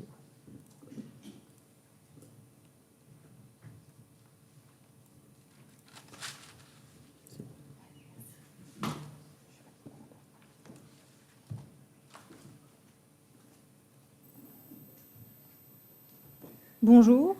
Je vais vous parler donc de la méthode Network Sampling with Memory pour enquêter des immigrés chinois en Île-de-France. C'est une présentation qu'on a préparée avec Géraldine Charence, qui est statisticienne au service des enquêtes de l'INED, mais qui malheureusement n'a pas pu être présente aujourd'hui, mais que j'ai vu se connecter à distance, donc je la salue. Moi, je suis Aurélie Santos, je suis ingénieure en méthodologie d'enquête dans le service des enquêtes de l'INED. Alors, je vais d'abord vous parler de un peu la théorie de Network Sampling with Memory, qui est une méthode pour enquêter des populations cachées, avant de vous expliquer ce que ça a impliqué comme difficulté de mettre en œuvre cette méthode en production, en collecte réelle, entre septembre 2020 et juin 2021. avant de ensuite vous présenter quelques petits résultats de cette enquête. Alors, donc d'abord, on s'adresse à des populations difficiles à enquêter, c'est-à-dire de petite taille pour lesquelles on n'a pas de base de sondage et où parfois l'appartenance des individus à cette population n'est pas toujours évidente à identifier. Et donc, pour ces populations, on a une nécessité de recourir à des méthodes moins conventionnelles. Et donc, on a cherché à choisir une méthode d'enquête adaptée à notre population d'intérêt et ses spécificités. Donc, les enquêtes en population générale sont peu adaptées parce qu'il y a trop peu de personnes dans la population d'intérêt qu'on peut capter dans ces enquêtes-là. Et puis, il y a un fort risque de sous-déclaration.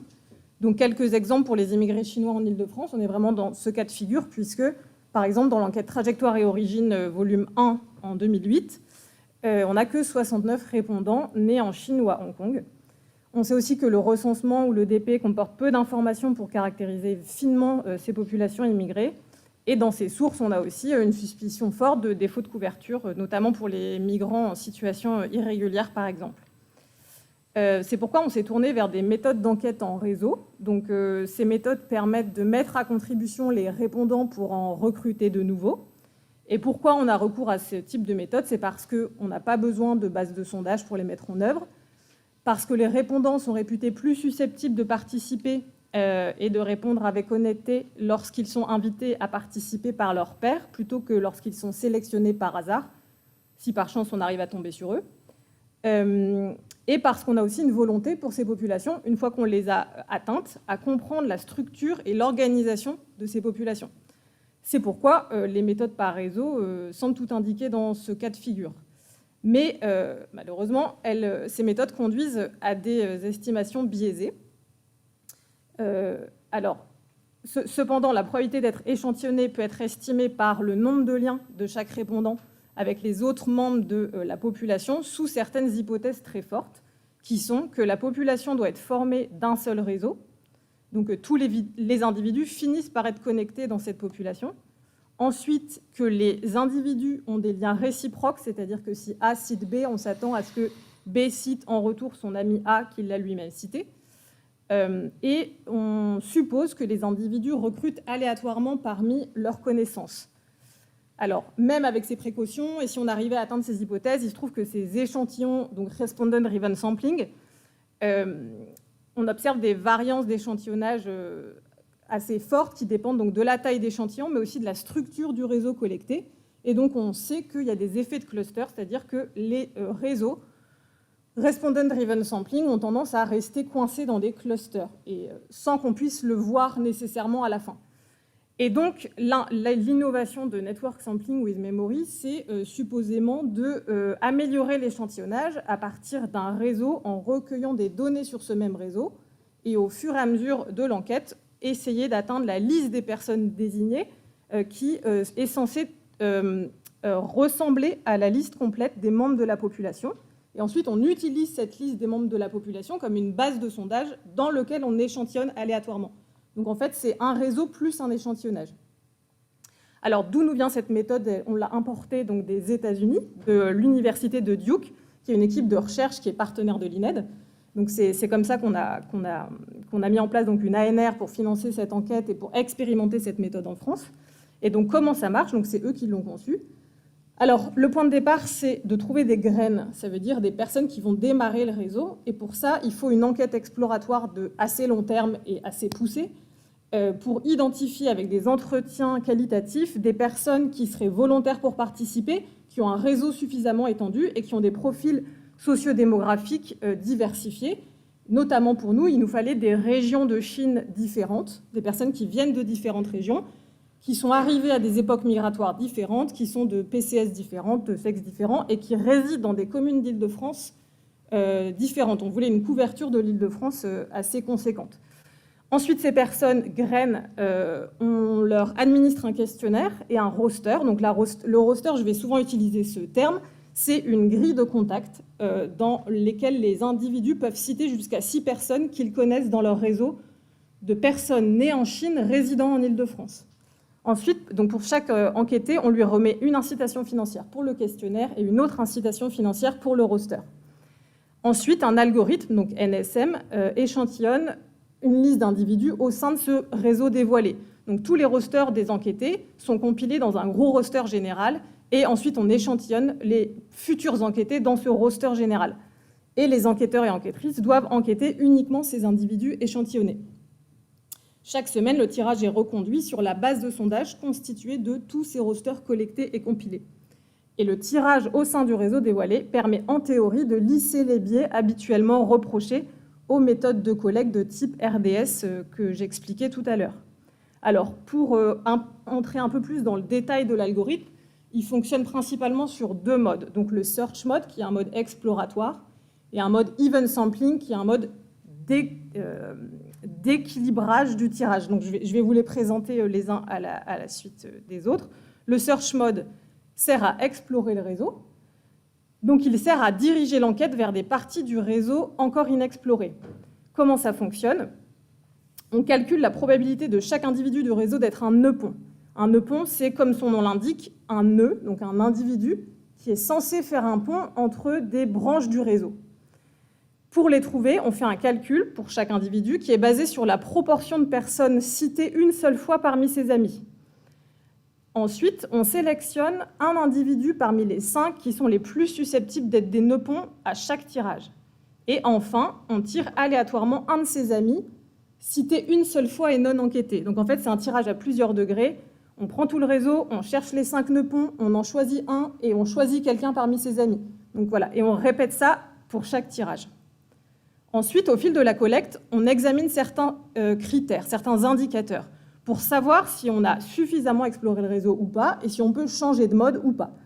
Donc, au-delà de 50 questionnaires collectés, on calcule notre indicateur P1, que l'on a surveillé tous les jours, en fait, pendant 8 mois, qui est donc la part de personnes citées une seule fois et non enquêtées parmi toutes les personnes dévoilées. En gros, on cherche à ce que le nombre de personnes citées qu'une seule fois diminue, parce qu'on veut que le nombre de doublons, triplons ou quadruplons augmente. Parce que quand les multicitations augmentent, en fait, la saturation du réseau arrive, c'est-à-dire qu'on retombe toujours sur les mêmes personnes. Donc on estime qu'on a atteint un seuil suffisant d'exploration de ce réseau. Si ça n'est pas le cas, on reste en search mode. Ça veut dire que le réseau n'est pas assez exploré et on continue dans ce mode.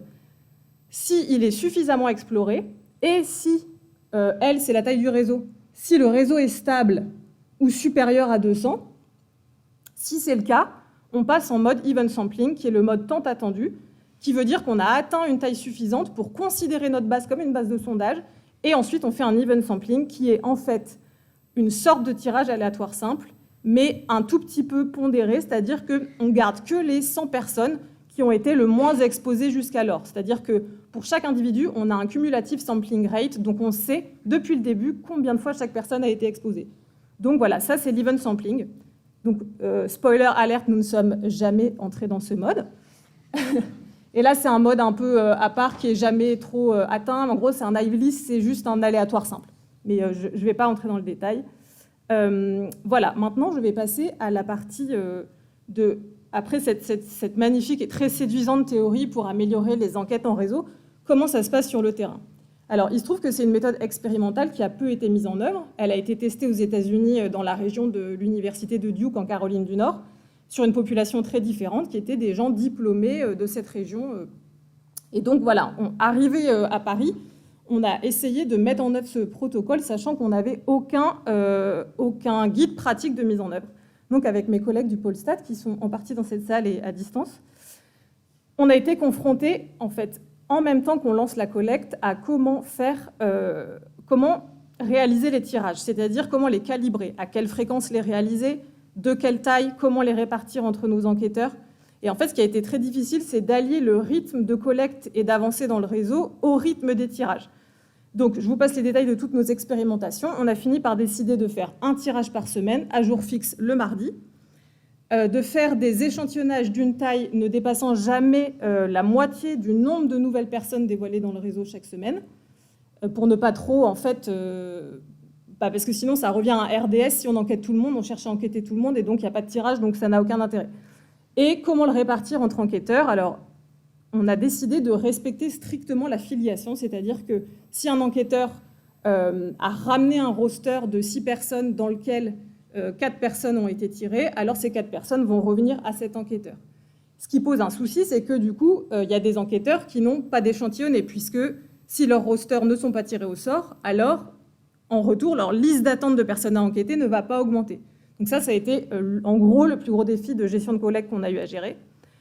Ensuite, on s'est rendu compte que on a dû modifier l'algorithme de tirage en production parce qu'on avait en fait, c'était pas assez bien adapté pour la réalité du terrain pour chercher les éligibles au mode search. Donc là, je vous passe aussi les détails, mais on a dû modifier l'algorithme, ce qui est vraiment pas confortable quand on a déjà commencé la collecte.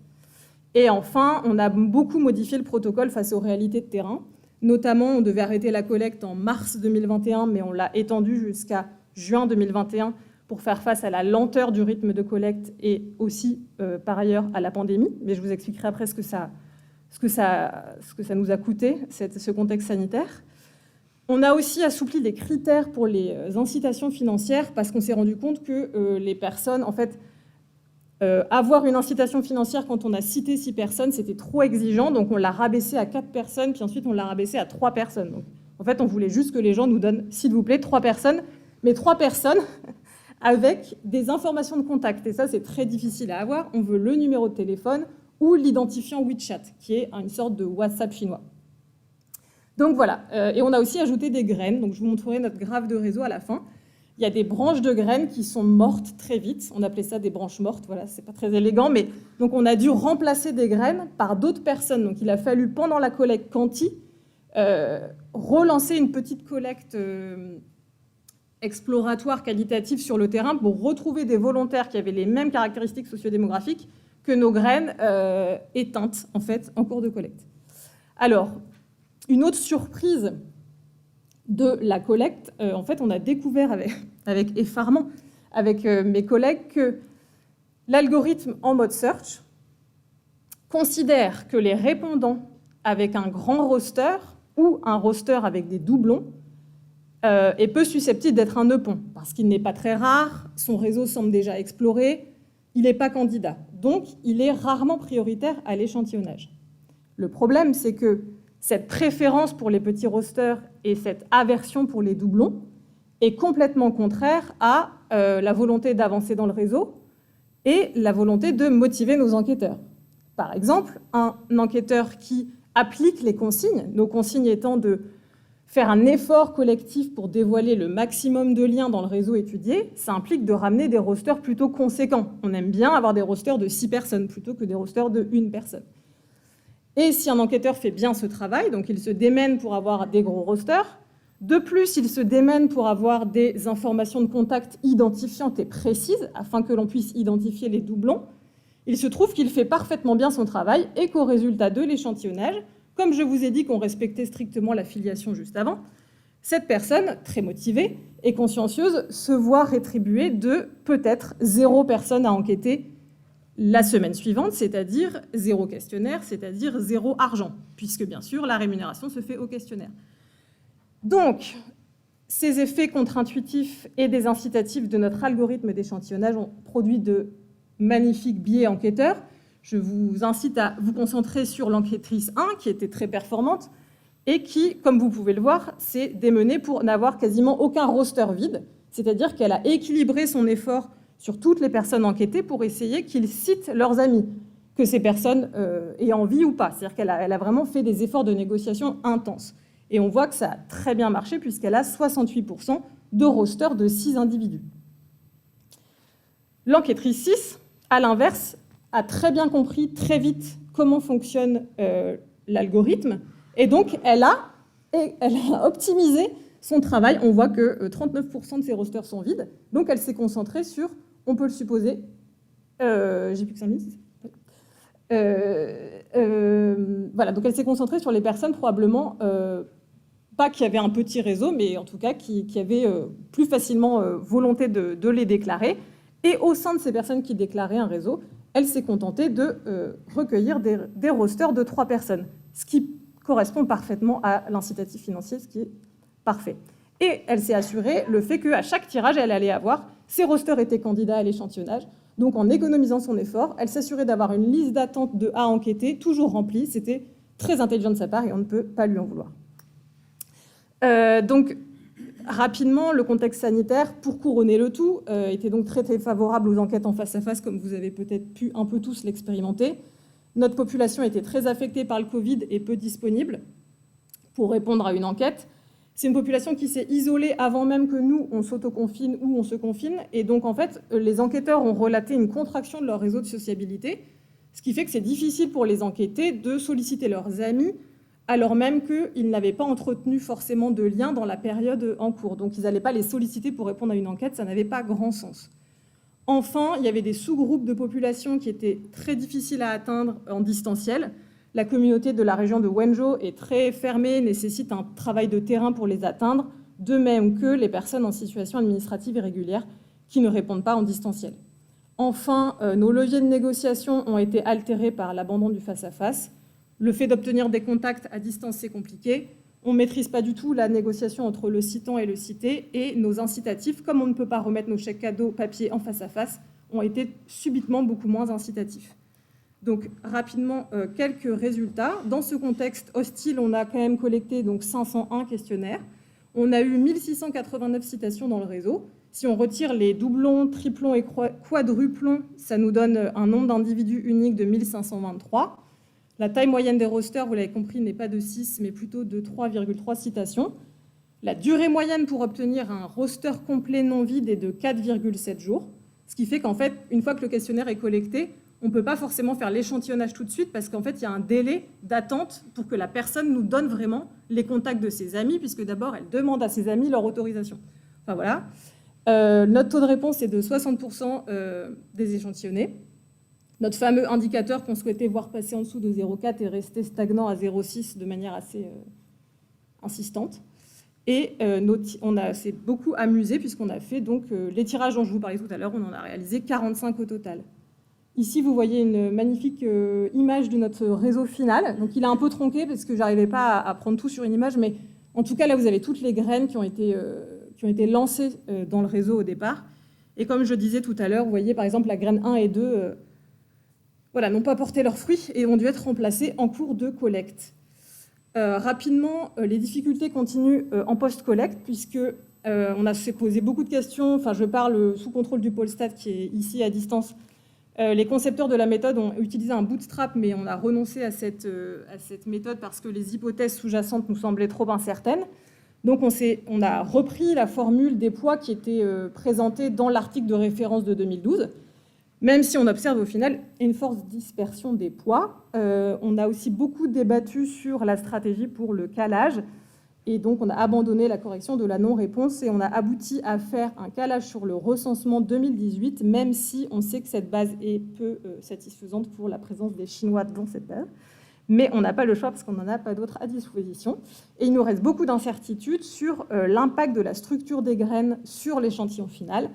Et bien sûr, le fait qu'on est resté en mode search sans jamais passer dans le mode event sampling, ce qui remet en cause certaines hypothèses pour appliquer la formule des poids initiale. Et pour conclure, donc, comme vous l'avez vu, le contexte de crise sanitaire a eu un impact sur l'acceptabilité de notre enquête, sur la recommandation par les pairs, sur la portée des incitations financières, sur le rythme global de collecte qui a dû être étendu et sur le travail de nos enquêteurs.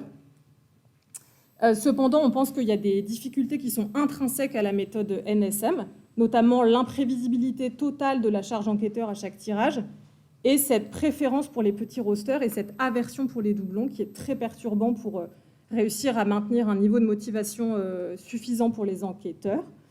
Donc pour nous, NSM apparaît comme une méthode qui est conçue à partir de réseaux théoriques déjà dévoilés, mais qui peinent grandement à mesurer le coût pratique du processus même de dévoilement du réseau et de tous les biais que cela induit.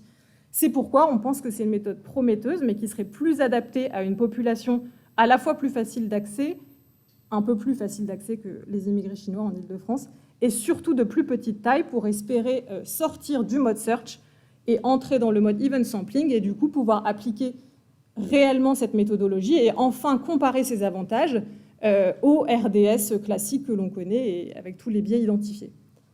Voilà.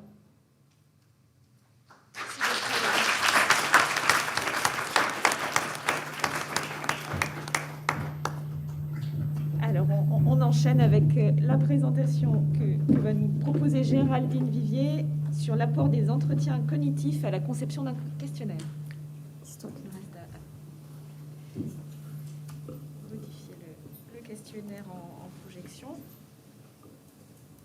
Le diaporama. Le premier.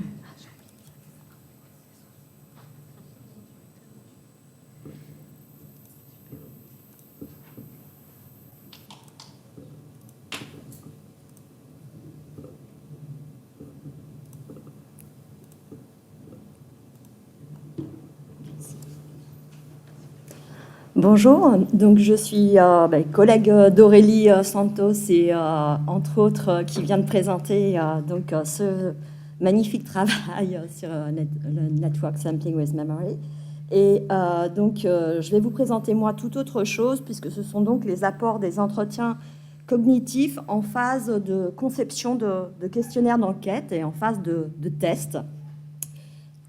Approches cognitives qui ont été développées depuis les années 80 et qui associe dans un même temps d'enquête, d'entretien, une approche quantitative classique, en tout cas la démarche hypothético-déductive d'un questionnaire, et un entretien qualitatif marqué, lui, par une démarche plus inductive, où on va chercher davantage l'enquêté, en quelque sorte, pour concevoir et tester le questionnement, en confrontant ce qui est pensé, catégorisé et énoncé ou pas, d'un côté par le concepteur dans son questionnaire, par les questions qu'il pose, par les catégories qu'il a conçues et qui sont donc dans ces questions, et de l'autre côté, ce qui est pensé, catégorisé, répondu ou pas par l'enquêté qui, lui aussi, catégorise et doit faire face aux questions sur le terrain.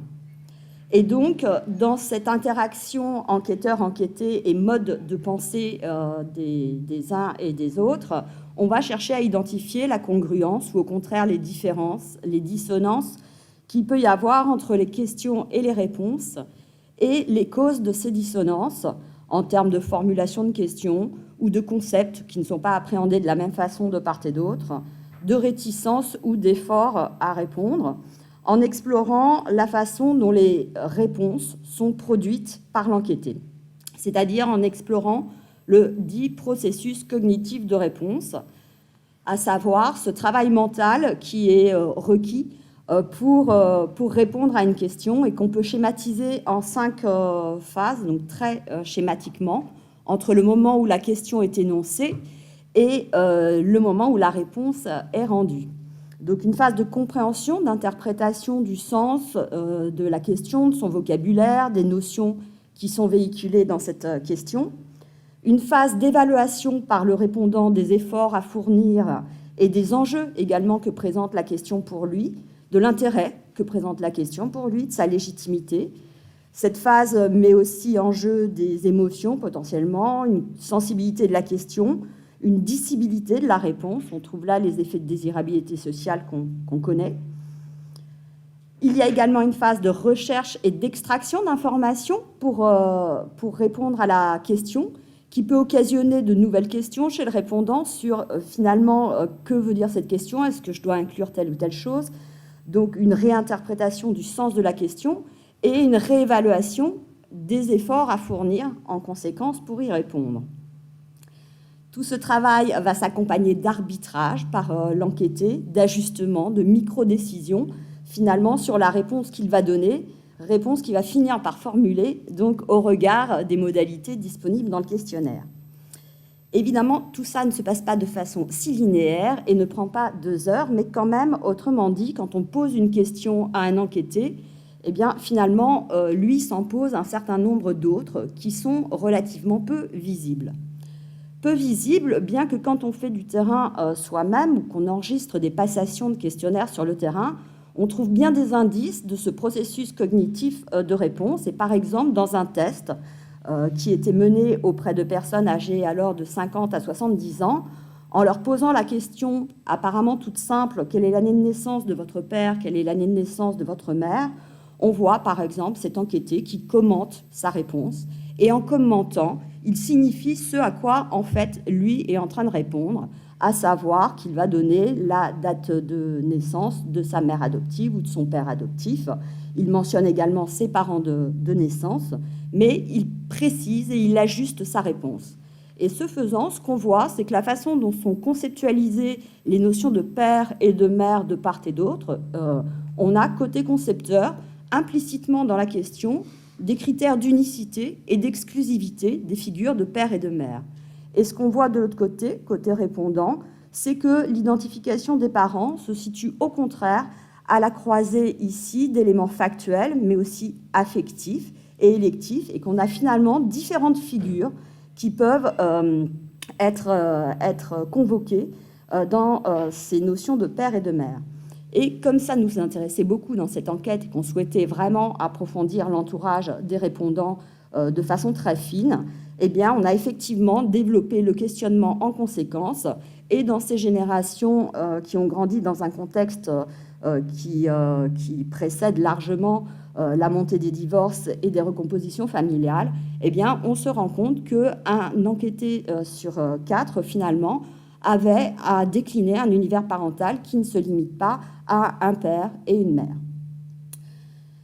Le problème, c'est que tout le monde ne parle pas, n'oralise pas son processus de réponse en répondant à un questionnaire, et du coup, les techniques cognitives permettent d'aller chercher, de stimuler plus activement et plus systématiquement ce processus, avec 2 techniques, le think aloud, où on demande aux gens de penser à haute voix, ou bien le verbal probing, qui est une autre technique, où on va poser des questions complémentaires pour essayer de décrypter ce processus de réponse aux questions qu'on se pose. Ces méthodes peuvent être appliquées sur des questions très classiques qu'on souhaite revisiter pour s'assurer de leur solidité, sur des objets au contraire nouveaux, et elles sont particulièrement employées dans les enquêtes internationales pour tout ce qui est traduction de questionnaires, mais aussi ce qu'on appelle portabilité conceptuelle d'un certain nombre de notions d'un pays à l'autre. Elles sont évidemment privilégiées en phase de conception de questionnaires pour ajuster le questionnement, la formulation des questions, mais aussi elles peuvent être remobilisées en phase d'analyse pour mieux comprendre et mieux interpréter les résultats. Je vais vous en donner un exemple. Donc là, la technique mobilisée, c'est celle du verbal probing, et elle a été utilisée donc dans un test de questionnaire en cours de préparation sur la vie affective des jeunes adultes, donc en phase de conception de questionnaire. Donc, cet objet nouveau que l'on souhaitait tester dans ce test de questionnaire, c'était un module sur les relations de jeunes adultes âgés de 18 à 29 ans, donc dans le cadre de cette enquête sur la vie affective et sexuelle des jeunes. Et pour ce faire, 4 enquêtrices et un enquêteur ont été formés à l'approche cognitive et ont collecté chacun 8 questionnaires en face à face, en respectant une certaine diversité des répondants en termes de sexe, âge, catégorie sociale, mais aussi lieu et milieu, environnement de résidence. Dans cette enquête, l'objectif, ou un des objectifs, c'est de saisir la diversité des types de relations intimes pour comprendre les transformations de l'entrée dans la sexualité et dans la conjugalité des générations les plus jeunes. En termes méthodologiques, différents enjeux se posent. Il s'agit de capter et d'identifier différents types de relations, des plus volatiles, éphémères ou peu instituées aux plus durables. Il s'agit aussi de les nommer. Ces relations n'ont pas nécessairement de nom. Il s'agit de voir si les personnes sont en mesure de se les remémorer, de les dater et de caractériser toutes ces relations très différentes par une batterie d'indicateurs communs. Donc, on a fait un test sur ce module relations en alternant des séquences de questionnaires, donc les questions qu'on avait prévues, et des séquences de creusement, d'approfondissement qualitatif sur certaines des questions. Les réponses étaient notées et, si possible, enregistrées de façon audio. Le module, la partie questionnaire, inventorié ou visait à inventorier sur les 12 derniers mois différentes situations. Donc, avez-vous été en couple? Avez-vous été célibataire? Avez-vous eu une ou plusieurs rencontres occasionnelles? Avez-vous eu une ou plusieurs autres relations? Et avez-vous été amoureux ou intéressé par quelqu'un avec qui il ne s'est rien passé? Et dans l'affirmative, on avait un compteur du nombre de fois où la situation avait été vécu au cours des 12 derniers mois, puis un descriptif de chacune de ces relations et ou partenaires par des indicateurs communs. Cette trajectoire relationnelle était auparavant contextualisée par le recueil d'une trajectoire résidentielle et occupationnelle qui permettait de cadrer et de faciliter la remémoration de ces relations. La partie cognitive visait à revenir, une fois l'inventaire fait, sur la façon dont le répondant a été parvenu à identifier, à inventorier, à compter ses relations et à les dater. Ces parties cognitives ne visent pas du tout à vérifier la véracité des réponses ou l'exactitude des réponses, elles visent vraiment à approfondir la façon dont la personne a réfléchi la chose. Donc la réponse ne sera pas validée en tant que telle. Il s'agit d'explorer s'il y a des oublis et quel est le degré de confiance, de certitude que le répondant peut avoir par rapport aux réponses qu'il a fournies, sur quels repères il s'est appuyé pour dater ces relations, quels arbitrages et quelles micro-décisions il a fait quant au fait d'inclure ou d'exclure tel ou tel type de relation. Est-ce qu'il a hésité? Est-ce que certaines choses l'ont gêné pour faire cet inventaire?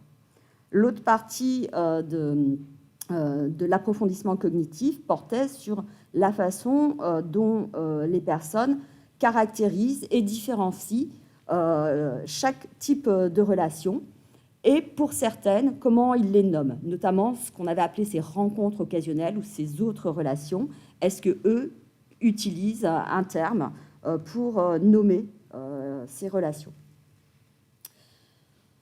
En fait, ce qu'on voit en analysant les données d'entretien cognitif, c'est que trois situations se solidifient autour de traits communs et on retrouve autour de la notion de couple des caractéristiques de durée, de projet, d'engagement, de cohabitation le plus souvent ou au moins de quotidienneté de la relation. Le couple est associé à des sentiments forts et assez souvent, mais pas toujours, à une notion d'exclusivité.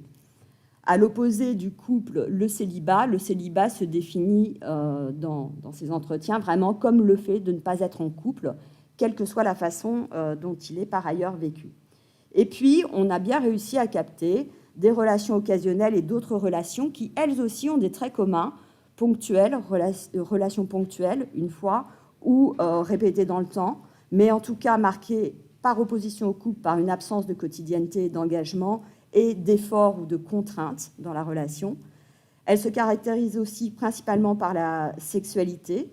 Leur devenir il peut y avoir un possible devenir autre à cette relation, mais pas nécessairement.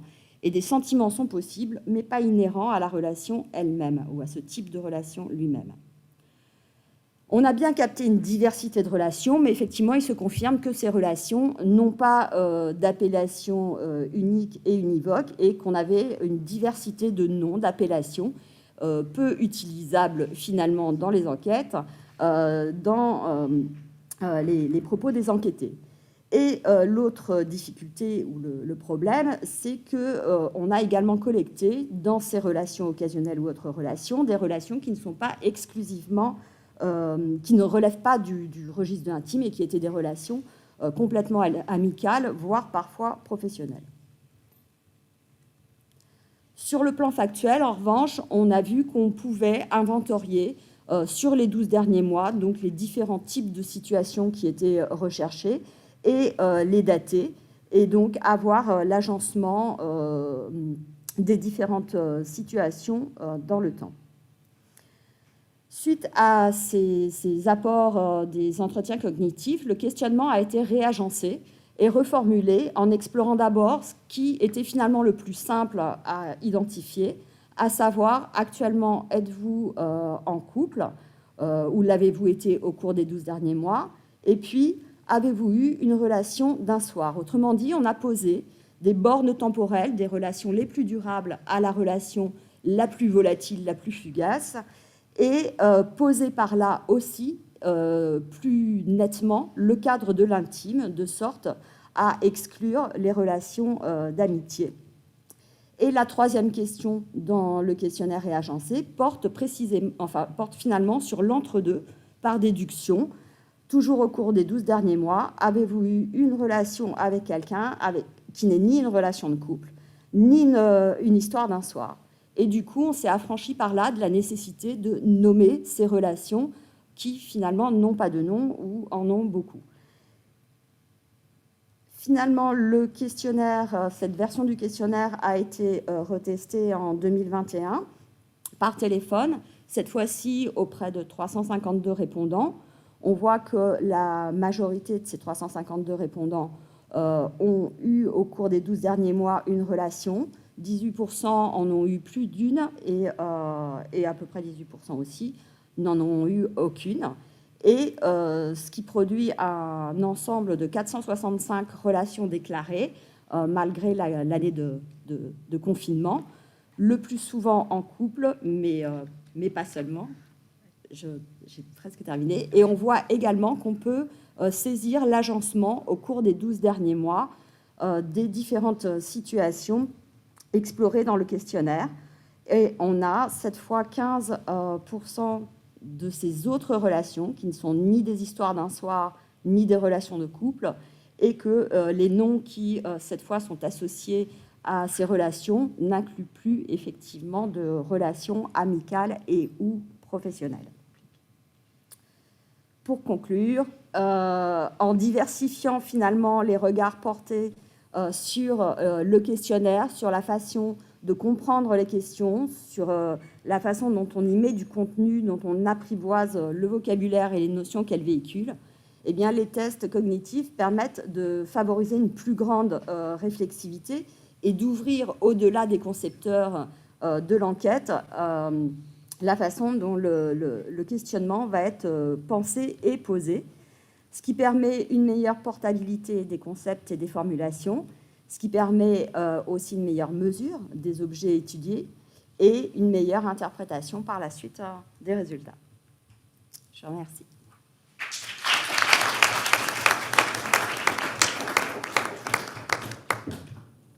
N'hésitez pas si vous avez des questions. On a quelques minutes avant la pause pour échanger sur ces deux dernières présentations. Oui.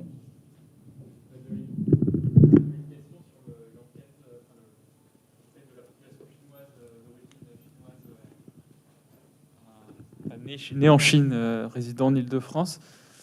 Comme il n'y a pas de base de sondage, comment vous faites pour démarrer le réseau et pour contacter les gens en fait? Alors j'ai compris que en fait, les relations que vous avez par les premières personnes échantillonnées, vous leur demandez le numéro de téléphone ou les coordonnées du WhatsApp chinois. Et il faut bien démarrer quelque part quand même, donc comme vous faites au début. Et l'autre question que je me posais, alors je suis pas sûr d'avoir, parce qu'en fait c'est quand même méthodologiquement un peu compliqué, mais j'ai l'impression que vous essayez de reconstituer en quelque sorte la base de sondage avant d'échantillonner dedans. Est-ce que vous avez un peu comparé la taille que vous obtenez pour votre réseau global, par exemple à des données externes, par exemple les données du recensement, puisqu'a priori c'est les seules disponibles sur la population cible? Parce que là vous donniez, j'ai peut-être vu très rapidement, mais 1500 personnes dans votre réseau, ça semble assez peu quand même pour une population née en Chine. Résident en Île-de-France, c'est quand même un grand pays et une grande région. Vous m'entendez? Oui. Ouais, merci. Alors le démarrage, donc on commence par des graines et en fait effectivement pour les identifier, il y a un très long travail en amont qui là est un peu invisibilisé parce que j'ai pas eu le temps de développer à ce point, mais en fait c'est très coûteux en fait puisque ça prend plusieurs mois d'enquête de terrain finalement. Et il faut aussi préciser que les personnes qui se sont occupées de faire cette enquête sont 2 postdoctorantes qui travaillent à l'INED, qui sont chinoises, qui sont sinophones, et qui, par ailleurs, avaient travaillé dans leur thèse sur la population chinoise d'Île-de-France. Donc, en fait, elles avaient au préalable un réseau constitué et diversifié. C'est-à-dire qu'elles avaient leur réseau personnel, mais qui est du coup très diplômé. Mais en plus de ça, elles ont un réseau historique qui est lié à leur terrain d'enquête. Donc, par exemple, on avait une postdoctorante qui a fait sa thèse sur la mobilisation politique des immigrés précaires chinois en Île-de-France. Évidemment, son terrain de thèse nous a été très utile pour identifier des personnes qui font partie des réseaux associatifs, qui sont des personnes très précaires, notamment dans le réseau des manucures sans papier, qui travaillent dans les salons de manucure à Château-Rouge ou en banlieue parisienne. Donc, en fait, on avait des personnes très spécifiques qu'on voulait absolument avoir dans l'enquête. Et heureusement, on les connaissait en gros d'avant. Parce que sinon, c'est sûr que c'est très difficile d'accéder, surtout pour les personnes vraiment les plus précaires. C'est très compliqué d'instaurer une confiance, en fait, il faut des relations de long terme. Donc, en fait, ce qui est préconisé pour ce genre de choses, c'est vraiment de prendre des terrains qui ont déjà été faits auparavant sur d'autres enquêtes, finalement. Parce que c'est un peu illusoire de créer tous ces liens en quelques mois avant de démarrer. Et ensuite, sur la taille, évidemment, on ne prétend pas du tout avoir atteint la taille de la population d'Île-de-France des Chinois. On sait qu'il y a à peu près, j'ai peur de dire une bêtise, mais dans le recensement, je pense qu'il y en a très peu. Déjà, il n'y en a que 20 000, je dirais, mais je parle sous le contrôle. Je ne sais pas si Géraldine, à distance, elle peut peut-être répondre dans le chat. Mais en gros, on sait déjà que le recensement sous-estime fortement la population chinoise en France et en Île-de-France. Mais on est très très loin, avec notre échantillon, de l'avoir atteint. En fait, sachant qu'on n'est pas allé dans le mode qui nous indiquerait une exhaustivité, en fait, qui serait notre mode even sampling, finalement. Donc, on sait qu'on ne l'a pas atteint. Et on sait qu'on est très loin. Il faut aussi savoir que dans la méthodologie, là, on a 15 000 individus, mais en fait, il y a un indicateur qui est la taille estimée de la population à partir de ces 15 000, mais qui est autour de 6 000. Donc, en fait, c'est tout aussi ridicule. C'est ça. Et du coup, on sait qu'on est très, très loin. Il faut savoir qu'on a atteint ce nombre de personnes dévoilées en 8 mois de collecte. Donc, en fait, c'est aussi pour ça qu'on pense que la méthode n'est pas adaptée. C'est que si on voulait atteindre nos 5 000 qui nous dévoileraient 50 000 personnes, imaginons, qui permettrait d'avoir une estimation sur 50 000 personnes, en fait, il aurait peut-être fallu faire une collecte qui dure 3 ans ou 5 ans. Donc ça participe à conclure que c'est pas adapté, en fait. La population est trop vaste. Mais on a quand même un problème qui est que cette population, elle est trop vaste pour être atteinte par des méthodes en réseau, mais elle est aussi trop difficile d'accès pour les méthodes en population générale. Donc, disons qu'on a un peu avancé, mais pas énormément.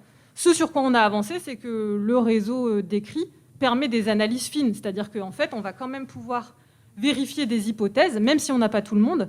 En fait, ce qui nous intéresse aussi, c'est de savoir comment cette population se structure. Notamment, il y a des hypothèses dans les enquêtes qualitatives qui montrent que cette population serait très structurée par la région d'origine en Chine. Mais en fait, on n'en sait absolument rien. Et du coup, dans le réseau, là, on va pouvoir faire des analyses d'homophilie en fonction du sexe, de la génération d'origine, en fonction de la région d'origine. Et donc, désolé, c'est une réponse un peu longue, mais c'est pour dire qu'on apporte des éléments plus qualitatifs d'analyse sur le réseau, finalement, qu'une réponse sur est-ce qu'on a bien estimé notre population, puisqu'en fait, on voit que ce n'est pas réaliste d'accéder à l'estimation par cette méthode.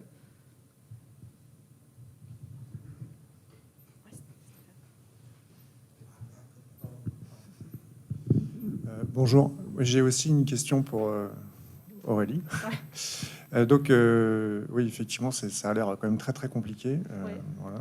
Alors la première question, c'était est-ce que vous avez eu un soutien ou des conseils de l'équipe américaine de Duke, là, parce que j'ai l'impression que vous avez importé leur truc, mais que vous avez été livré à vous.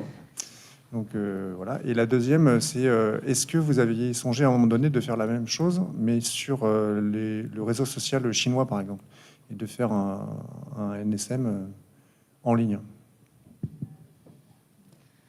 Alors, merci pour ce futur projet d'enquête passionnant sur un NSM sur WeChat.